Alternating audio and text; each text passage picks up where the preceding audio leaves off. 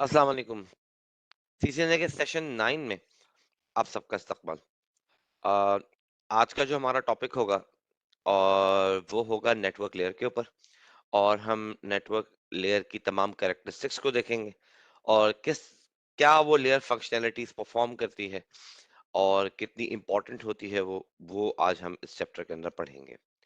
तो अपने लेक्चर का बाकायदा स्टार्ट लेते हैं। आखिर में हम एक लैब भी करेंगे।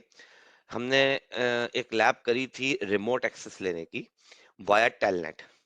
लेकिन आज जो हम लैब करेंगे वो करेंगे वाया एसएसएच कि कैसे हम एक सिक्योर शेल की यूटिलिटी को यूज करते हुए अपने राउटर का जो है वो रिमोट एक्सेस लेते हैं, किस तरह से हम उसको लेके चलते हैं। राइट। तो ये एक लैब हम करके देखेंगे लास्ट के अंदर इंशाल्लाह ताला। तो आज जो है हम अभी अपने चैप्टर का बाकायदा स्टार्ट लेते हैं और जो कि है नेटवर्क लेयर का।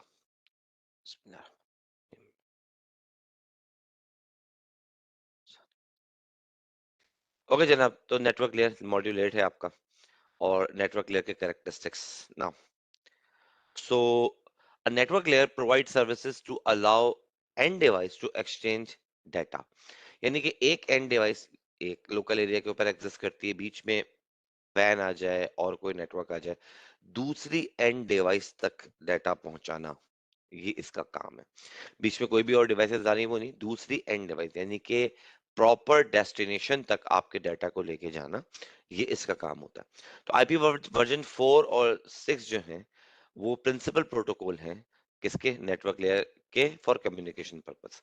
यानी कि कम्युनिकेशन के लिए हम जो डील करते हैं नेटवर्क लेयर के ऊपर, वो आईपी वर्जन 4 और आईपी वर्जन 6 को majority of the time deal कर रहे होते हैं। इसे देखें कहते ये बात मैं बार बार आप लोगों को बताता हूँ कि ये नहीं है कि ऐसा कि ये जो है इसके अलावा कोई और प्रोटोकॉल नहीं होते। लेकिन होता क्या है कि जो बहुत ज्यादा पॉपुलर प्रोटोकॉल है वही हमारे पास सबसे ज्यादा, क्योंकि इंटरनेट पे हम इनके बगैर नहीं आ सकते। या तो हमारे पास IPv4 हो या फिर हमारे पास IPv6 हो, अदरवाइज नहीं। नेटवर्क ले परफॉर्म्स 4 बेसिक ऑपरेशंस। जो 4 बेसिक ऑपरेशंस नेटवर्क ले परफॉर्म करती है उनमें है एड्रेसिंग एंड डिवाइस, आपके डिवाइस को एड्रेस देती है। इनकैप्सुलेशन करती है, सोर्स एड्रेस और डेस्टिनेशन एड्रेस को लगा के। और राउटिंग परफॉर्म करती है और डीकैप्सुलेट करती है। डिकैप्सुलेट जब रिसीविंग एंड पे होगी तो उसको खोल के पढ़ेगी कि किस नेटवर्क का पार्ट है और फिर अपना राउटिंग टेबल चेक करेगी। राइट। ये आपके पास यहाँ पे नेटवर्क लेयर का आ रहा है, मैं क्लिक करके देख लेता हूँ। Internet protocol version 4, internet protocol version 6 का ही सिर्फ और सिर्फ दिखा रहा है। खैर, तो यहाँ पे आपको एग्जाम्पल में भी ये चीज एक बता रहा है कि एक पर्टिकुलर सोर्स जो कि इस आईपी को कंटेन कर रही है, उससे एक पर्टिकुलर डेस्टिनेशन जो कि एक आईपी ही अपने पास यहाँ पे रखेगी। और ये थ्रू आउट ये आईपीज, ये मैं लास्ट भी बता चुका हूँ, ये चेंज नहीं होती। तो डीकैप्सुलेट करेगा, री इनकैप्सुलेट करेगा इथरनेट के फ्रेम को, और वो डाटा लिंक लेयर ही करेगा, मगर ये फिर आगे चलता चला जाएगा। इसका काम होता है नेटवर्क लेयर का कि ये एक लोकल एरिया नेटवर्क से निकल के दूसरे नेटवर्क के लोकल एरिया, मतलब वहां पर जो लोकल एरिया बना हुआ है चाहे वो जितनी भी दूर है, वहां तक इसको पहुंचाना, वहां तक इसके इस आईपी एड्रेस को चेंज ना होने देना। एंड देन वहां से फिर गेट बैक हो, मतलब जो भी रिप्लाई है, जो भी रिप्लाई है, जिस भी टाइप का रिप्लाई है उसको वापस लेकर आना, ये इसका काम है। Now IP encapsulate the transport layer segment. जैसा कि हमने देखा था कि डाटा लिंक लेयर क्या करती है, वो पैकेट को इनकैप्सुलेट करती है, उसके लिए वो डाटा है। ऐसे ही नेटवर्क लेयर के लिए जो सेगमेंट होता है जो कि ट्रांसपोर्ट लेयर के ऊपर बना होता है, वो बेसिकली जब नेटवर्क लेयर पर आता है तो उसके लिए वो डाटा है, उसको इनकैप्सुलेट करती है वो। राइट। आईपी का हेडर लगा देती है। आप ये देखें कि ये ऊपर वाले में ये डाटा था, डाटा तो डाटा है जो कि एप्लीकेशन प्रेजेंटेशन सेशन से बनकर आया है मेरे पास। इसके ऊपर सेगमेंट का हेडर लगा, यानी कि सोर्स पोर्ट और डेस्टिनेशन पोर्ट लग गए, तो ये सेगमेंट बन गया। और जनाब हमारे पास जो है फिर ये सेगमेंट का जो ये पूरा हेडर है, ये जो पूरा हेडर है जो पूरा डाटा के साथ नीचे आया, तो ये आईपी हेडर, आईपी पैकेट यानी कि नेटवर्क लेयर के लिए एक डाटा है। अब ये अपना क्या करेगा, इसके ऊपर हेडर लगा के इसको पैकेट बना देगा। हेडर में क्या बहुत सारी चीजें होती है, अभी आगे चल के देखेंगे इसके हेडर को प्रॉपरली। हम चीजों को देखेंगे, एक एक फील्ड को इसकी जो कि हमारे काम की है उनको हम मजीद एलैबोरेट करेंगे। और फिलहाल के लिए कि एक सोर्स सबसे ज्यादा जो कॉमन चीज है वो क्या है, सोर्स आईपी और डेस्टिनेशन आईपी लगा के ये हेडर लाजमी बनेगा। तो IP packet will be examined by all layer 3 device as it traverses the network. जैसे जैसे ये नेटवर्क अबूर करता जाता है, आगे बढ़ता चला जाता है, हर एक नेटवर्क डिवाइस पे जो है ये पैकेट जो है आपका एग्जामिन्ड होता है। एग्जामिन होने की वजह यही है कि बेसिकली हर एक डिवाइस जो कि नेटवर्क लेयर की कैपेबिलिटी रखती है, यानी कि राउटिंग की कैपेबिलिटी रखती है, तो वो पढ़ती है कि डेस्टिनेशन नेटवर्क क्या है, और अपने राउटिंग टेबल में चेक करके, जैसा कि मैंने आपको प्रैक्टिकली लास्ट लैब में करके दिखाया था, कि वो अपने राउटिंग टेबल के बिहाफ पे राउटर्स डिसीजन लेते हैं। और 11 का 2 बात नहीं कर पा रहा था 10 के 2 से, बिकॉज उसके पास कोई भी इंफॉर्मेशन नहीं थी 10 के नेटवर्क की। तो पैकेट चला तो गया था 11 के 2 पे, मगर वापस 10 के 2 पे नहीं आ पा रहा था बिकॉज ऑफ कि उसके राउटिंग टेबल में कोई एंट्री नहीं थी। जिन लोगों ने ये लेक्चर सुन रहे हैं और नहीं देखी वो लैब, तो वो लाजमी लैब को देख लें, तो बात और समझ में आ जाएगी। The IP address does not change from source to destination. IP address जो है वो बिल्कुल भी चेंज नहीं होता सोर्स से लेके destination, except one case that will be discussed further in your part 3 module, okay, and that is NAT, network address translation। ये एक एक्सेप्शन है। तो NAT will change addressing but will be discussed in later module। आगे आने वाले module में हम इसको डिस्कस करेंगे। अदरवाइज उसकी भी एक वजह है नेट की के चेंज करने की, वो जो प्राइवेट से पब्लिक में ट्रांसलेट करना, पब्लिक से प्राइवेट, वो बातें हैं सारी की सारी। अदरवाइज जो सोर्स चला है तो फिर वहां से जो आईपी चलेगी, तो अच्छा ये भी जब चेंज करता है तो अपने पास एक टेबल बना के रखता है, डिटेल देखेंगे हम इसकी उस वक्त और देख लेंगे। तो वो टेबल जो होता है जब वापस पैकेट आता है तो ये वापस जैसे इससे कोई टेबल अपना बनाया कि जब ये राउटर की बाउंड्री से बाहर निकल रहा है, अब इंटरनेट के ऊपर जा रहा है, तो ये क्या करेगा कि सोर्स के आईपी को निकाल देगा, बिकॉज सोर्स होता है प्राइवेट एड्रेस, निकाल के अपने पास टेबल में सेव करके रख लेता है और उसकी जगह लगा देता है पब्लिक एड्रेस। ओके, और वो पब्लिक एड्रेस के थ्रू फिर वो इंटरनेट के ऊपर इंटरटेन हो जाता है। जब वो पैकेट का रिप्लाई आता है वापस आता है, तो फिर ये काम करता है, ये उस पब्लिक को हटाएगा, उस रिस्पेक्टिव पैकेट की आईपी को लगाएगा जो उसने अपने टेबल में सेव करके रखी होती, और फिर ये यहाँ पर आती है। लेकिन ये एक प्रोसेस बीच में होता है जो है तो चेंजिंग, आप कुछ भी कह लें, चेंज तो हो रहा है, मगर वो किस वजह से हो रहा है, क्योंकि IPv4 की डिप्लेशन थी, इसलिए ये प्राइवेट एड्रेसेस निकाले गए कि हर एक क्लास के अंदर प्राइवेट एड्रेसेस होंगे, और पब्लिक एड्रेस सिर्फ और सिर्फ डेडिकेट कर दिया गया इंटरनेट के लिए। किसी को भी इंटरनेट पे आना है, they are routable on internet, public addresses. तो हर एक क्लास में एक प्राइवेट रेंज दी गई, किसी को भी अपना प्राइवेट नेटवर्क बनाना है, अपने लोकल एरिया नेटवर्क किसी कंपनी के अंदर बनाना है, तो वो इन एड्रेसेस के थ्रू बना सकता है, और हमने वो एड्रेसेस रेंज आपको बता दिए, right. So IP is meant to have low overhead and may be described as, IP जो है वो बहुत ही लो ओवरहेड का प्रोटोकॉल माना जाता है, और वो कैसे डिस्क्राइब किया जाता है, कनेक्शन लेस, बेस्ट एफर्ट और मीडिया इंडिपेंडेंट। बड़ी तीन इंपॉर्टेंट पॉइंट है। एक तो कनेक्शन लेस है, एक चीज होती है कनेक्शन लेस, तो दूसरी क्या होगी, कनेक्शन लेस है, कोई कनेक्शन स्टेब्लिश नहीं करता, तो दूसरी चीज होती है कनेक्शन ओरिएंटेड। दूसरी चीज क्या होती है, कनेक्शन ओरिएंटेड। एक चीज होगी कनेक्शन लेस, एक चीज होगी कनेक्शन ओरिएंटेड। यहाँ हम दो बातें देखते हैं। कोई भी प्रोटोकॉल कम्युनिकेशन करने से पहले या तो कनेक्शन एस्टेब्लिश करेगा या फिर नहीं करेगा। ओके, इट डिपेंड्स अपॉन, तो कि वो किस टाइप का प्रोटोकॉल है, किस तरह से चल रहा है, क्या टाइप की कम्युनिकेशन इस वक्त गवर्न करा रहा है। इसकी मैं आपको एग्जांपल देता हूँ। वैसे तो ये मुझे ट्रांसपोर्ट लेयर के ऊपर दोबारा दूंगा ये एग्जांपल। मैं जो अभी आपसे इस वक्त जो बात कर रहा हूँ, इस वक्त जो लेक्चर रिकॉर्ड हो रहा है, मैं जो आप लोगों से बात कर रहा हूँ, ये कनेक्शन लेस कम्युनिकेशन है, बेस्ट एफर्ट कम्युनिकेशन है। दो चीजें, कनेक्शन लेस और बेस्ट एफर्ट, दोनों साथ ही आएंगे। जो प्रोटोकॉल कनेक्शन स्टेब्लिश नहीं करेगा, यानी कि किसी आप लोगों से मेरा कोई कनेक्शन स्टेब्लिश एक तरह का नहीं हुआ है, मैं बस दे रहा हूं। एक एक एक एक एग्जांपल ले लीजिए इसकी, एक आप क्या कहेंगे, कनेक्शन तो सर स्टेब्लिश हुआ हुआ है, व्हाटएवर मेरी आपसे कम्युनिकेशन हो रही है, इसको ऐसे मत लीजिए, इसको ऐसे लीजिए कि ये इनविटेशन 45 लोगों को गया, 45 में से सिर्फ 13-12 यही एक मार्किंग रहती है जो कि आते हैं। तो कतई ये एग्जाम्पल, मतलब ये बात नहीं है कि उन 13 के अलावा जो लोग लॉग इन नहीं हुए या उनसे अगर मेरा कनेक्शन नहीं स्टेब्लिश हुआ है, तो मैं ये कम्युनिकेशन नहीं कर पाऊंगा। वो उनकी डिवाइसेस अभी नहीं है, उनकी डिवाइसेस अभी सो रही हैं, जो भी कुछ है, वॉट एवर, वो भी डिवाइसेस आइडल हैं, वो लोग ऑनलाइन नहीं आए हैं, इन्होंने इस मीटिंग को ज्वाइन नहीं किया, मेरी कम्युनिकेशन गवर्न हो रही है। Just like that. तो कोई कनेक्शन बस मैं गवर्न कर रहा हूं, उन अदर रिमेनिंग स्लीपिंग कनेक्शंस के ऊपर भी डाटा जा रहा है। अभी भी इस वक्त मे बी कोई ज्वाइन कर लेगा तो वो आ जाएगा। ओके, तो उस थर्ड पार्टी के ऊपर, मतलब जो सेकंड पार्टी है, वो आ जाएगी तो कनेक्शन स्टैब्लिश हो जाएगा और फिर चल जाएगा। बट जब मैंने इनिशिएशन स्टार्ट करी, इवन अगर सेकंड एंड के ऊपर जीरो पार्टिसिपेंट होते तब भी ये कम्युनिकेशन चल रही होती। ये बात से आप लोग एग्री करोगे? तो आप लोग वहां पे क्या, जब आ जाते हो तो कनेक्शन स्टैब्लिश हो जाता है, and you are able to hear all my voices and all my presentations and all things, जो कि मैं यहाँ पे अभी प्रेजेंट कर रहा हूँ। तो कनेक्शन लेस किसे कहते हैं? ऐसा प्रोटोकॉल जो कि बस डिलीवर करे, like UDP, user datagram protocol. तो वो क्या करता है? वो सिर्फ डिलीवर करता है। आईपी भी यही करता है।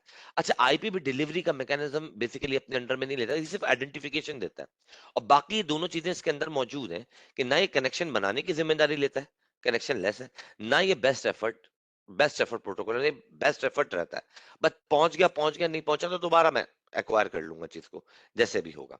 वो बोल के करूंगा, डाटा के थ्रू करूंगा, यूडीपी को समझेंगे तो फिर उसमें और आपको ये चीज क्लियर हो जाएगी। तीसरी चीज यहाँ पे क्या है कि मीडिया इंडिपेंडेंट है। इसको हम अभी आगे चल के डायग्राम के थ्रू समझेंगे कि कैसे ये आईपी का प्रोटोकॉल मीडिया इंडिपेंडेंट है। तो मीडिया इंडिपेंडेंट, अभी इसको 2 मिनट के लिए छोड़ दें, जैसे ही नेक्स्ट डायग्राम आएगी मैं आपको बताऊंगा, तो वहां पे देखिए आपको और समझ में आ जाएगा।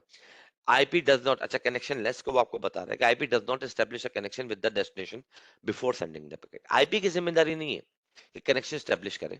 आईपी काम है सिर्फ और सिर्फ आईपी दे देना, जो कि नंबर्स आपको ये मिलते हैं। There is no control information needed, कोई कंट्रोल इन्फॉर्मेशन इसको नीड नहीं होती है। सिंक्रोनाइजेशन, एक्नॉलेजमेंट एक्सेट्रा, ये सब चीजें आईपी नहीं करता। इस प्रोटोकॉल की ये ऐसी कोई भी जिम्मेदारी नहीं है। The destination will receive the packet when it arrive, जैसे अराइव हो जाएगा डेस्टिनेशन में वो पैकेट रिसीव हो जाएगा। But no pre notifications were send by the IP, और कोई भी प्री नोटिफिकेशन सेंड नहीं होता आईपी के थ्रू। और जो ड्यूरिंग दिस कम्युनिकेशन डिस्कार्ड हो जाएगा वो डिस्कार्ड हो जाएगा।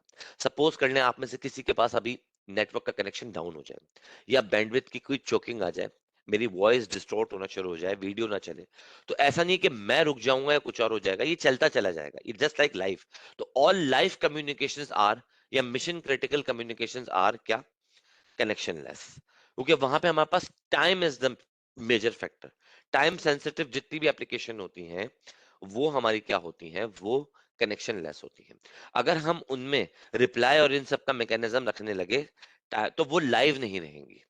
अगर हम लाइव कम्युनिकेशन में जो टाइम सेंसिटिव है उनमें अगर हम एक्नॉलेजमेंट और सिंक्रोनाइजेशन वगैरह रखने लगे तो वो क्या नहीं रहेंगी? वो लाइव नहीं रहेंगी। खैर, इस चीज को हम मजीद देखेंगे यूडीपी के अंदर।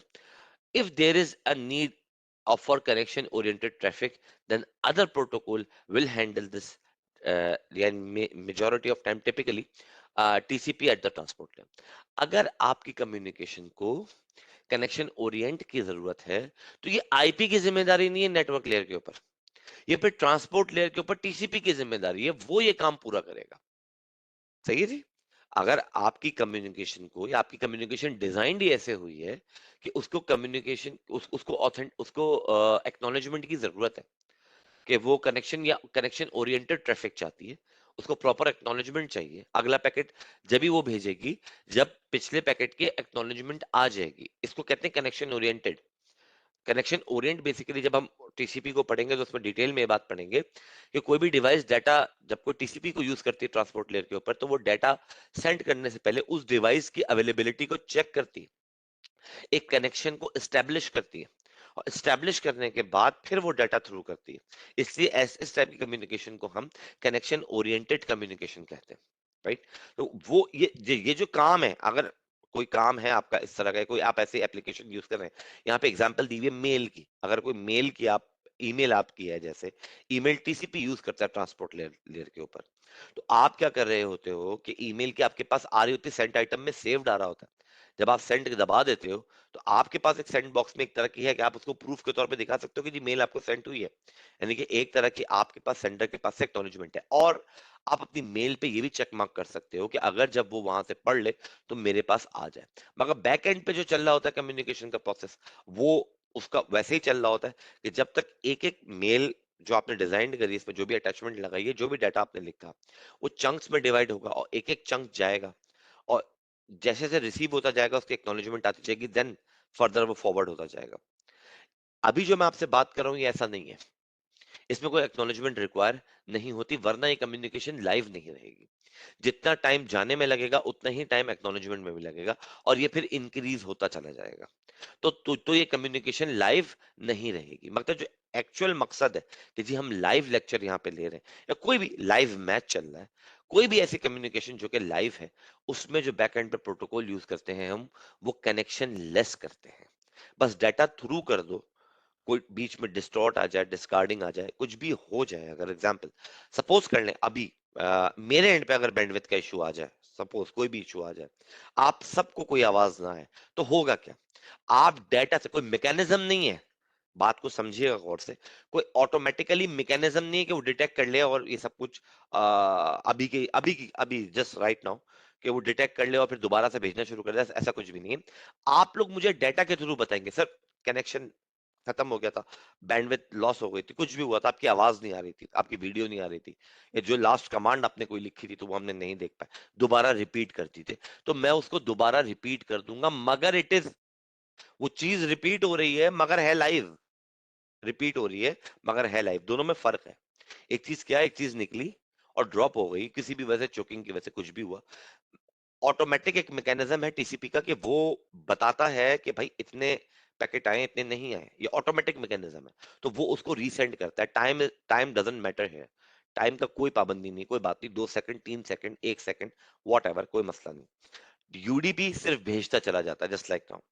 और इसकी एग्जांपल क्या, अभी जो मैं आपसे बात कर रहा हूँ ये मैं यूडीपी के थ्रू कर रहा हूँ, बेस्ट एफर्ट प्रोटोकॉल के थ्रू, और जो लोग इसकी रिकॉर्डिंग लिखेंगे वो टीसीपी को यूज कर रहे होंगे।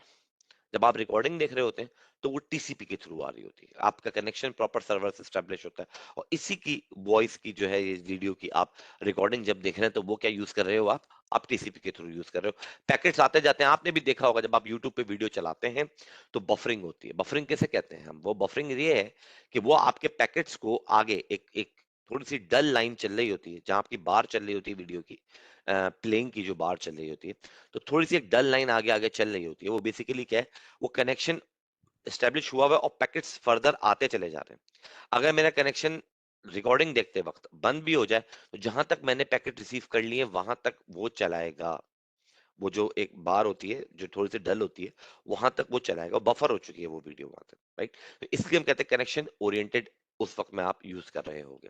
खैर, तो ये था बेस्ट एफर्ट कैसे कहते हैं, IPL will not guarantee delivery of packet, guarantee नहीं करता आईपी डिलीवरी ऑफ पैकेट की। It has reduce overhead since there is no mechanism to resend data that is not received. ये मैकेनिज्म सिर्फ TCP के पास होता है, ट्रांसपोर्ट लेयर के ऊपर।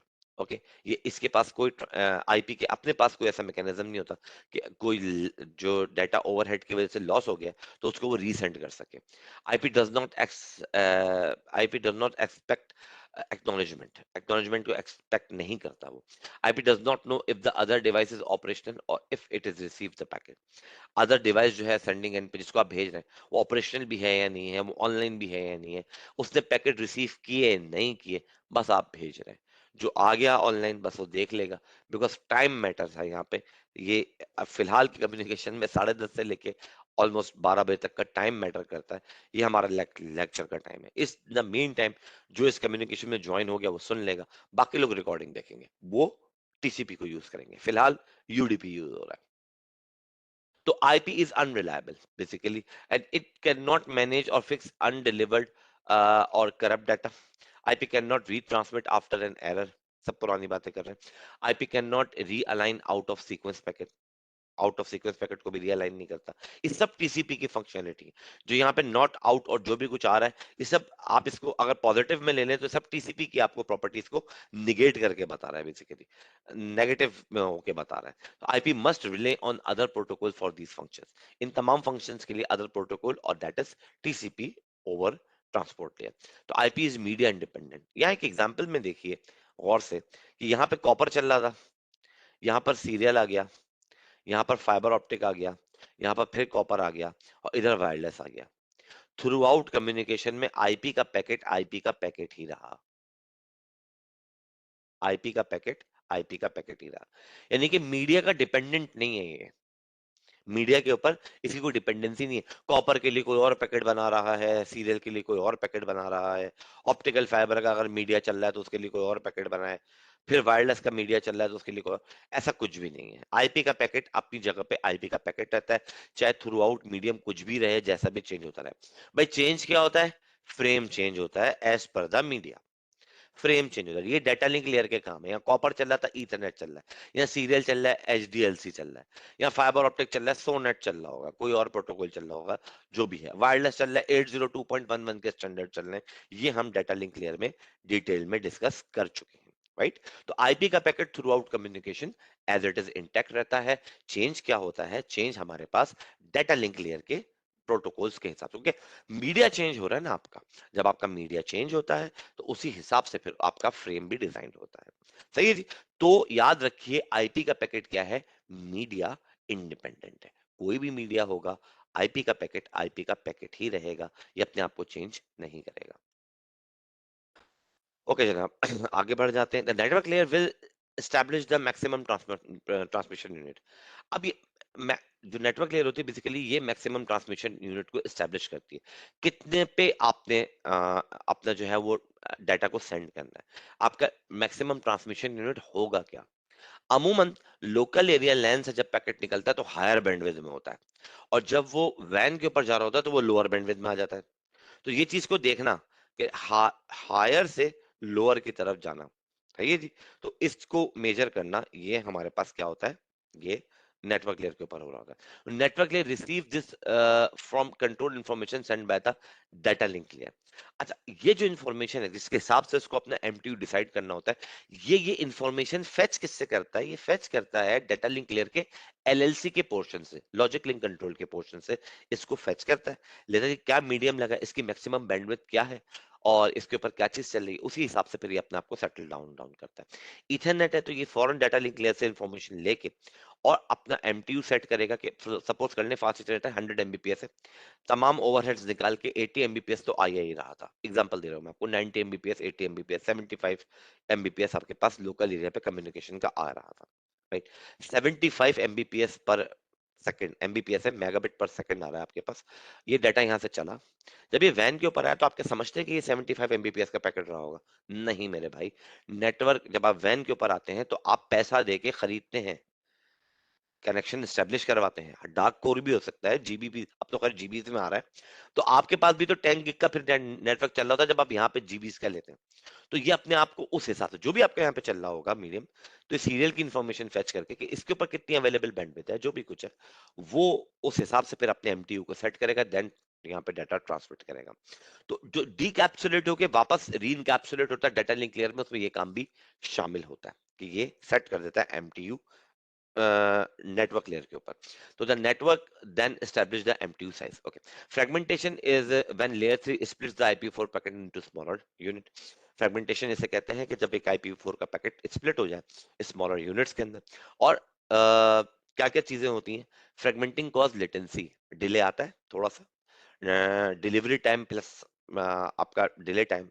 जाहिर सी बात है पहले एक पैकेट जाना था मगर उसमें रिस्क बहुत है, उसमें बहुत सारे फैक्टर्स आ जाते हैं, तो हम छोटे छोटे चंक्स में डिवाइड करके पैकेट को भेजते हैं ताकि रिलायबिलिटी रहे और बहुत कुछ रहे, और चीजें और भी बहुत सारी चीजें बहुत सारी इंटरटेन होती रहे। कुछ पैकेट इसका लिया, कुछ पैकेट वीडियो, आप मेरी वीडियो के अलग पैकेट बन रहे होंगे, मेरी वॉइस के अलग पैकेट बन रहे होंगे, ये जो प्रेजेंटेशन आप देख रहे हैं इसके अलग पैकेट बन रहे होंगे। तो हर एक के चंक्स हैं, तो एक एक चंक सबका उठा उठा के जो आपको दे रहा है, लेकिन आपको बिल्कुल स्मूथ कम्युनिकेशन करा के दे रहा है। और स्मूथ कम्युनिकेशन करा के इसीलिए दे रहा है ताकि सारे के सारे आपके पास क्या हो रहे हैं, चल रहे हैं, राइट। अदरवाइज ये क्या करेगा, फिर आपके साथ प्रॉब्लम हो जाएगी, मतलब नहीं हो सकेगा। सिर्फ वीडियो आ रही है, प्रेजेंटेशन नहीं आ रही, वॉइस नहीं आ रही, सिर्फ वॉइस आ रही है, वीडियो नहीं आ रही, अगर एक ही टाइप का पैकेट इंटरटेन करता रहे और लेके चलता रहे। तो example of router goes from ethernet to a slower वैन with a smaller MTU, right. तो IP4 का पैकेट हमारे पास क्या करता है? IP4 is the primary communication protocol for network layer. The header, the network header has many purposes. Primary protocol है communication के लिए नेटवर्क लेयर की, और जो हेडर होता है उसके बहुत सारे पर्पसेस होते हैं, उनमें से चंद एक ये हैं। It ensures the packet is sent in the correct direction, ये इंश्योर करता है कि करेक्ट डायरेक्शन में पैकेट आपका जा रहा है या नहीं जा रहा है, यानी कि डेस्टिनेशन आपकी करेक्ट होनी चाहिए, प्रॉपर उसी के ऊपर जाए, चेंज ना हो ये कहीं कहीं पर भी। It contains information from network for network layer processing in various field. Processing के लिए वेरियस फील्ड्स की जो है नेटवर्क लेयर की इंफॉर्मेशन को फेच करके लेकर आता है। The information in the header is used by all layer 3 devices that handle the packet. जो वो इंफॉर्मेशन होती है वो तमाम लेयर 3 डिवाइसेस अपने पास प्रोसेस करती हैं उस पैकेट को हैंडल करने के लिए। हेडर किस तरह का होता है देख लीजिए। IPv4 का हेडर की कैरेक्टरिस्टिक्स क्या है? It is in binary form, ये बाइनरी फॉर्म में होता है। Contain several field of information, बहुत सारी फील्ड्स होती हैं। ये हेडर है भाई, एक आपके डाटा के चंक के ऊपर ये लगेगा, आईपी का पैकेट का, फ्रेम के अपने लगेंगे। फ्रेम जब बनेगा तो ये तो होगा ही उसके अंदर, वो डाटा बन के आ जाएगा फ्रेम में। इससे पहले टीसीपी के अपने होते हैं, तो वो आपको जब टीसीपी का होगा तो उसका हेडर भी दिखा देंगे। तो diagram is read from left to right 4 bytes पर लाइन। तो आप लेफ्ट टू राइट चलेंगे, इस डायग्राम को यूं रीड करेंगे और 4 बाइट्स पर लाइन रीड करेंगे। The two most important fields are the source and destination. जो सबसे ज्यादा इंपॉर्टेंट, हम इसको यूं पढ़ते हैं, यहां से लेके यूं। और जनाब आली, अब पता नहीं वो कैमरे में उल्टा ना आ जाए, तो मैं आपको इसलिए बता रहा हूँ कि ये यूं पढ़ा जाता है। और जनाब इसमें सबसे इंपॉर्टेंट फील्ड हमारे पास सोर्स और डेस्टिनेशन। तो प्रोटोकॉल में हैव वन और मोर फंक्शंस। जो प्रोटोकॉल्स होते हैं उनके एक और एक से ज्यादा भी फंक्शंस हो सकते हैं। तो हमारे पास वर्जन है, आप इसको देख लेते हैं कि ये क्या क्या काम करते हैं। बढ़ जाइए आगे, version this will be of V4 as oppose to V6, 4 bit field 0100। ये क्या करता है भाई, ये डिसाइड करता है कि ये पैकेट किस टाइप का पैकेट है, IPv4 का पैकेट है, IPv6 का पैकेट है, राइट। डिफरेंशिएटेड सर्विसेज, जो डीएस का आपके पास आ रहा है, और ये जो चीज आ रही है, इंटरनेट की हेडर लेंथ आ जाएगी। इस टोटल हेडर की लेंथ कितनी बनी, ये यहाँ पे काउंट हो जाएगा इसके अंदर, वहां पे नहीं दिया हुआ। चलो यहीं से बता देता हूँ। एक हो गया जी डिफरेंशिएटेड सर्विसेज। डिफरेंशिएटेड सर्विसेज क्या करता है, क्यूओएस में काम करता है। जब आप सर्विसेज को क्या कर देते हैं, डिफरेंशिएट कर देते हैं उसमें, तो ये कहलाता है डिफरेंशिएटेड सर्विसेज कोड पॉइंट। और ये कहलाता है एक्सप्लिसिट कंजेशन नोटिफिकेशन। ये आपके कोर्स में नहीं है, लेकिन जब कभी आप एनपी की तरफ जाएंगे तो आपको ये चीजें डिटेल में पढ़नी पड़ेंगी, और आप उसमें फिर डिटेल में पढ़ेंगे भी। जब कभी वो उस एंड के ऊपर एक्सप्लिसिट कंजेशन नोटिफिकेशन आता है, तो differentiated services code point active होता है और डिफरेंशिएटेड सर्विसेज एक्टिव हो जाती है। और फिर जो भी आपने क्यूओएस का मैकेनिज्म लगाया होता है कि पहले किसका डाटा निकले, वही पहले निकलता है, क्योंकि आपने सर्विसेज को डिफरेंशिएट कर दिया, मार्क कर दिया अब आपने। उसके बाद डिफरेंशिएटेड सर्विसेज कोड पॉइंट, इसके अपने कोड्स होते हैं, उन कोड्स के हवाले से ये चला था। जब एक्सप्लिसिट कंजेशन नोटिफिकेशन ECN ये 1 होगा, इसकी बिट ऑन हो जाएगी, तो ये कोड पॉइंट देखेगा, नो फ्रेगमेंट करो, लेस फ्रेगमेंट करो, क्या करो, इसके अपने अपने कोड होते हैं, वो आप जाके देख भी सकते हैं। और एनपी में हम इसको बहुत डिटेल के अंदर पढ़ते हैं। यहाँ पे तो सिर्फ और सिर्फ ये डीएस भी डिटेल में नहीं पढ़ाते सीसीएनए में, सिर्फ ये पढ़ाते हैं कि हाँ ये एक होता है कि क्यूओएस जब होता है तो इसको बस यहाँ पे हम अप्लाई करते हैं और ये अप हो जाता है, राइट। टोटल लेंथ किसे कहेंगे, टोटल लेंथ हम कहते हैं डेटा के साथ हेडर की लेंथ, यानी कि टोटल लेंथ। यहाँ पे आके देख लेते हैं टोटल लेंथ। अच्छा, हेडर चेकसम ये किस तरह से चला है पता नहीं, खैर आ, इसने टोटल लेंथ भी नहीं बताया, चलो हम बता देते हैं। यानी कि टोटल लेंथ इसे कहते हैं इंटरनेट हेडर की लेंथ प्लस जो इसमें एक्चुअल पेलोड है वो, उसके साथ मिला के कितना हो रहा है, ऊपर से जो डाटा आया था वो, और मिला के टोटल साइज कितना हो रहा है। आइडेंटिफिकेशन का टैब दिया भाई इन्होंने वो भी नहीं दिया। आइडेंटिफिकेशन का टैब बेसिकली ऑन होता है जब आपके पास क्या होती है कि आइडेंटिफाई कर लेता है कि मजीद फ्रेगमेंट करना है, फ्लैग ऑन होता है। पहले तो आइडेंटिफिकेशन आइडेंटिफाई करता है कि इसको क्या करना है, फिर फ्लैग ऑन होता है, और फिर फ्रेगमेंट ऑफसेट करना है नहीं करना है, क्या करना है, फ्रेगमेंटेशन मजीद करनी है, फ्रेगमेंटेशन लेसर करनी है, जो भी कुछ करना है वो यहाँ से डील हो रहा है। ये पूरा पोर्शन फ्रेगमेंटेशन से डील कर रहा होता है आपका, कि आपके पैकेट को कितने चंक्स में डिवाइड करना है, आइदर स्मॉलर यूनिट्स में, मजीद स्मॉलर यूनिट्स में क्या करना है, ये कर रहा होता है। फ्रेगमेंटेशन करनी है नहीं करनी है, दोनों चीजों में यहाँ पर आ रहा होता है, ये यहाँ से ये डील डील कर रहा होता है। ये टाइम टू लिव, ये तो दिया हुआ होगा, ये तो वहां पे दिया हुआ होगा। टाइम टू लिव हमारे पास क्या करता है, हेडर चेकसम एक दिया हुआ उन्होंने, तो डिटेक्ट करता है करप्शन और फ्रेम के IPv4 हेडर के अंदर। ये भी आपकी आइडेंटिफिकेशन के अंदर आ जाती है, तो ये चेकसम के अंदर आ जाता है कि ये जो फ्रेम प्रॉपर इंफॉर्मेशन फेच नहीं कर पाए, अपनी इंफॉर्मेशन को सही नहीं ले पाए, तो वो जो है उनको ये उड़ा देगा, उनको ये हटा देगा, उनको लेगा ही नहीं। एक चेकसम लगाएगा, एक एरर वैल्यू होगी, अगर वो आ जाएगी तो उसको फिर ये डिटेक्ट नहीं कर, मतलब उसको ये अपने साथ कैरी नहीं करता, उसको वहीं पे ड्रॉप कर देता है। तो टाइम टू लिव क्या है, बड़ी इंपॉर्टेंट चीज है टीटीएल, टाइम टू लिव एक वैल्यू होती है। ये जब तक आपके जो एक तरह के लेयर 3 का हॉप काउंट है, लेयर 2 लेयर आप जाते चले जा रहे हैं, एक हॉप काउंट के दरमियान, यानी कि एक राउटर से दूसरे राउटर के दरमियान जो आपका ट्रेवल टाइम है, अगर आप इस पर्टिकुलर टाइम, जो कि टाइम जो भी दिया हुआ है 128 ms दिया हुआ है, 120 ms दिया हुआ है, जो भी दिया हुआ है टाइम, अगर उस टाइम तक अगर आप नहीं पहुंचे, आपका पैकेट नहीं पहुंचा, तो ये अपने आप को खुद ब खुद डिस्कार्ड कर लेगा। फ्रेम में ऐसी कोई फील्ड नहीं थी, पैकेट में है, इसलिए पैकेट में लूप नहीं बनते। ये पैकेट अगर अपनी डेस्टिनेशन तक नहीं पहुंच पाएगा किसी भी वजह से, तो ये दूसरे हॉप तक पहुंचने से पहले पहले ही क्या कर लेगा, अपने आप को खुद ब खुद डिस्कार्ड कर लेगा, ढस, क्योंकि इसने टाइम ज्यादा ले लिया।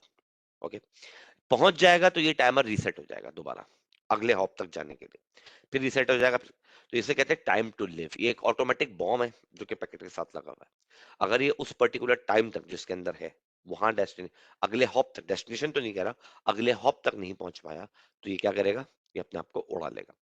Protocol ID, next level protocol, ICMP TCM, ICMP TCP UDP.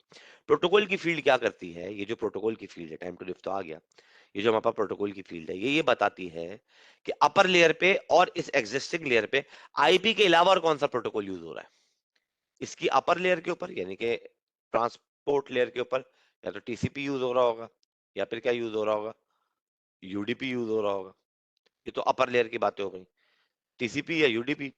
और इस एग्जिस्टिंग, अगर टीसीपी यूडीपी नहीं यूज कर रहा है, तो एग्जिस्टिंग नेटवर्क लेयर का कौन सा और प्रोटोकॉल यूज कर रहा है आईपी के अलावा, आईपी के अलावा और कौन सा प्रोटोकॉल यूज कर रहा है। सपोज आईसीएमपी का प्रोटोकॉल अगर यूज हो रहा है, आईसीएमपी का प्रोटोकॉल ट्रांसपोर्ट लेयर पे काम नहीं करता, वो नेटवर्क लेयर का ही प्रोटोकॉल है, तो अपनी ही लेयर का भी अगर कोई और प्रोटोकॉल यूज हो रहा होता है, तो उसकी इंफॉर्मेशन यहाँ आती है। सपोज करने में एक ईमेल भेज रहा हूँ, मैं एक ईमेल भेज रहा हूँ, तो उसमें प्रोटोकॉल में इंफॉर्मेशन लगेगी टीसीपी।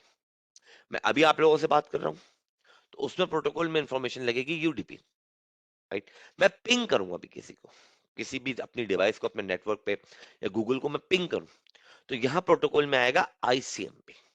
क्या आएगा, क्योंकि पिंग की यूटिलिटी जैसा कि मैंने बताया था, कोई पोर्ट नंबर को यूज नहीं करती है, वो उसको सिर्फ और सिर्फ आईपी और डेस्टिनेशन मैक चाहिए होता है, मैक एड्रेस और आईपी के ऊपर वो डील कर लेती है और ले आती है।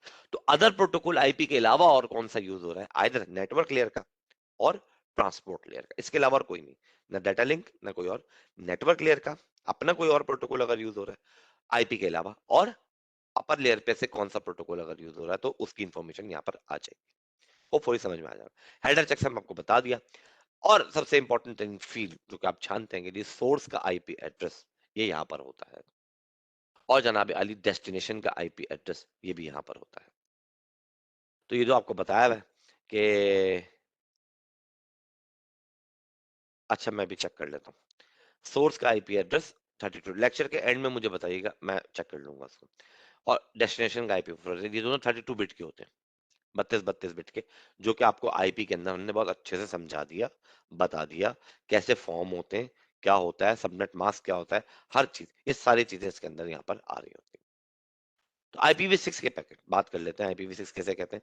तो IPv4 हैज 3 मेजर लिमिटेशन। मैं सबसे पहले तो बात की कि IPv6 बना क्यों। खैर मैं तो 2012 से पढ़ा रहा हूँ फील्ड में, तो मैं 2000 से, बल्कि 2000 से ही हूँ, 2000 सन 2000 से मैं फील्ड में हूँ। और पढ़ाना मैंने पार्ट टाइम 2012 से शुरू किया। 2012 से मैं यही पढ़ा रहा हूँ कि IPv4 की लिमिटेशंस हैं, मगर वो लिमिटेशन पूरी नहीं हो अभी तक, वो लिमिटेशन ने कभी अभी तक असर दिखाया नहीं, क्योंकि नेट आ गया, नेट की टेक्नोलॉजी की वजह से IPv6 पूरा इंप्लीमेंट नहीं हो पाया। वरना 2000 से पहले इसका RFC डिजाइन हो गया था, फर्स्ट टाइम इंप्लीमेंट हो गया था प्रैक्टिकली IPv6 2001 में। प्रैक्टिकली उस वक्त से कोशिशें हैं कि IPv4 हट जाए, IPv6 आ जाए। अभी भी वो हाफ हाफ की बात चली है, पूरा पूरा नहीं हुआ। नेट एक ऐसी वजह है जिसकी वजह से अब तक ये ट्रांजेक्शन नहीं हो पाई प्रॉपर। तो IPv4 है एड्रेसेस है डिप्लीशन की तरफ है, मतलब खत्म हो रहे हैं। और पूरे इंटरनेट की दुनिया को हम इसको नहीं यूटिलाइज करा सकते, वी हैव आईपी एड्रेस नहीं दे सकते, तो we have basically run out of IP four addressing, lack of end to end connectivity to make IP four survive this long, private addressing and network created, subnetting, VLSM, ये सब इसी वजह से create हुआ। This ended direct communication with public addressing, इसकी वजह से क्या हुआ, डायरेक्ट कम्युनिकेशन पब्लिक एड्रेस की क्या हुई, खत्म हो गई, एंडेड हो गई। अब मैं डायरेक्टली इंटरनेट पे नहीं हूं, मैं पहले यहां से अपने राउटर पे जा रहा हूँ, राउटर नेट अप्लाई कर रहा है, पब्लिक एड्रेस चेंज कर रहा है, और जब कभी कोई चीज गलत होती है, कुछ हैक होता है, तो रिवर्स इंजीनियरिंग में ये सबसे बड़ा हर्डल होता है हमारे लिए, हमें फिर निकाल के लेकर आने पर हमारे से बुलाती है जो कि इस चीज को देख रहे होते हैं, तो उनको फिर निकाल के लेकर आना होता है, इस पब्लिक एड्रेस को कहाँ, इसका नेट टेबल का एक्सेस हमें रिक्वायर हो जाता है, फिर इसको देखे कि कहाँ से इसने ट्रांसलेट किया था और किसका ये पैकेट था, तो वो फिर फर्दर ये लेकर आता है। इंक्रीज नेटवर्क कॉम्प्लेक्सिटी, नेट ने की कॉम्प्लेक्सिटी बढ़ा दी, जो कि मैंने अभी आपको बताई। तो IPv6 was developed by internet engineering task force, internet engineering task force ने भाई इसको डेवलप किया। IPv6 overcomes the limitation of IPv4, तो जो ओवरकम जो लिमिटेशंस आ रही थी एड्रेसेस की, उनको ओवरकम कर लेगा IPv4 की। इंप्रूवमेंट्स दैट IPv6 प्रोवाइड, कौन कौन सी इंप्रूवमेंट है जो IPv6 प्रोवाइड करता है, इंक्रीज्ड एड्रेस स्पेस, सबसे ज्यादा आपको इंक्रीज्ड एड्रेस स्पेस देता है, based on 128 bit address, not 32 bit address, last वाला 32 बिट एड्रेस के ऊपर था। और मैक्सिमम तमाम टेक्नोलॉजीज लगाने के बावजूद भी आपके पास जो आप एलोकेट कर सकते थे 4 बिलियन, बस 4 बिलियन एड्रेसेस थे जिनको आप एलोकेट कर सकते थे पब्लिकली, इसके अलावा नहीं, थ्रू आउट नेटवर्क में, पब्लिकली प्राइवेटली 4 बिलियन नेटवर्क्स को आप इंटरटेन करा सकते थे, इसके आगे नहीं।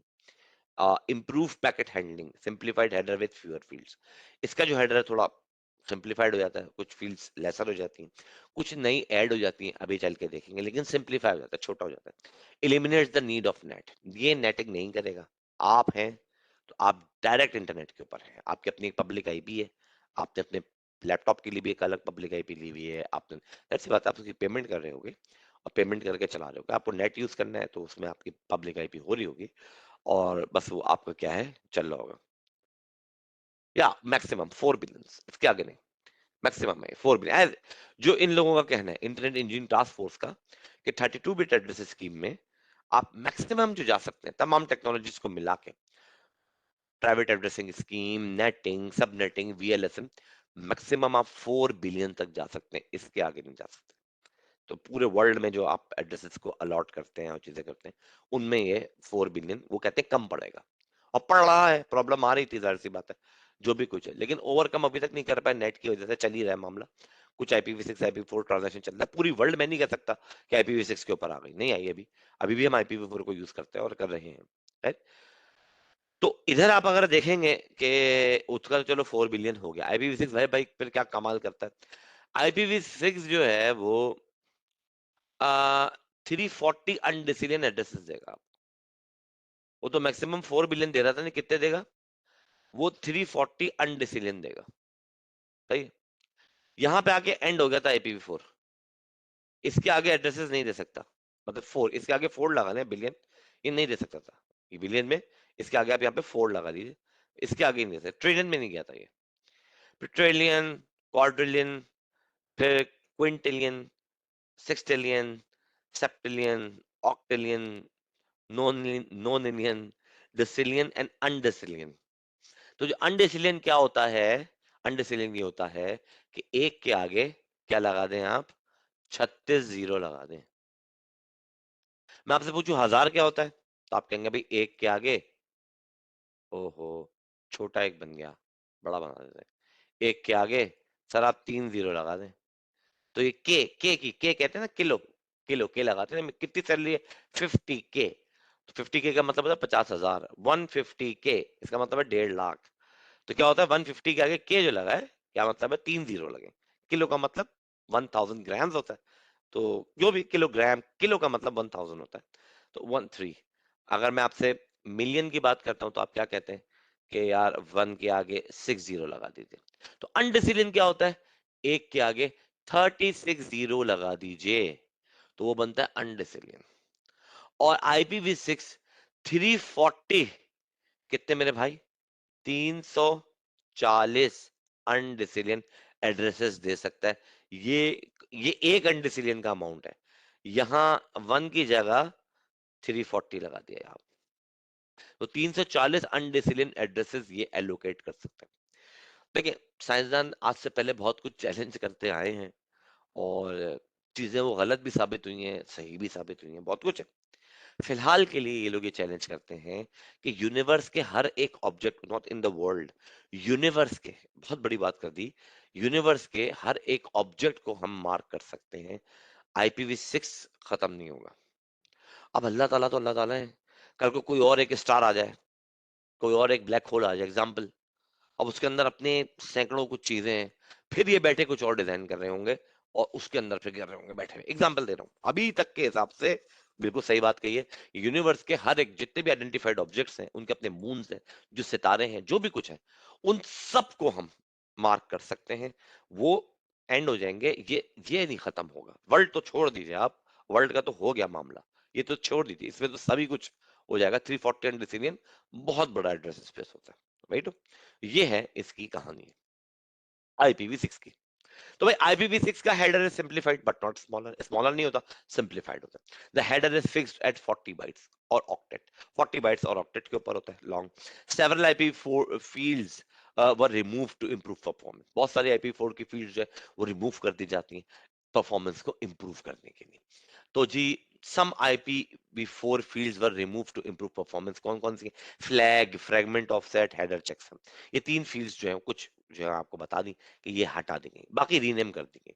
वर्जन, वर्जन ही रहा, कोई बात नहीं। डिफरेंशिएटेड सर्विसेज को क्या कर दिया? ट्रैफिक क्लास कर दिया। यहाँ पे क्या कहते हैं? Traffic class. आप क्लासिफाई कर देते हैं, जैसे वहां पे आप डिफरेंशिएट कर देते थे, इसका नाम चेंज कर दिया, आप क्लासिफाई कर देते हो अपने ट्रैफिक को। ये यूट्यूब का ट्रैफिक है, ये मेलिशियस ट्रैफिक है, ये काम का ट्रैफिक है।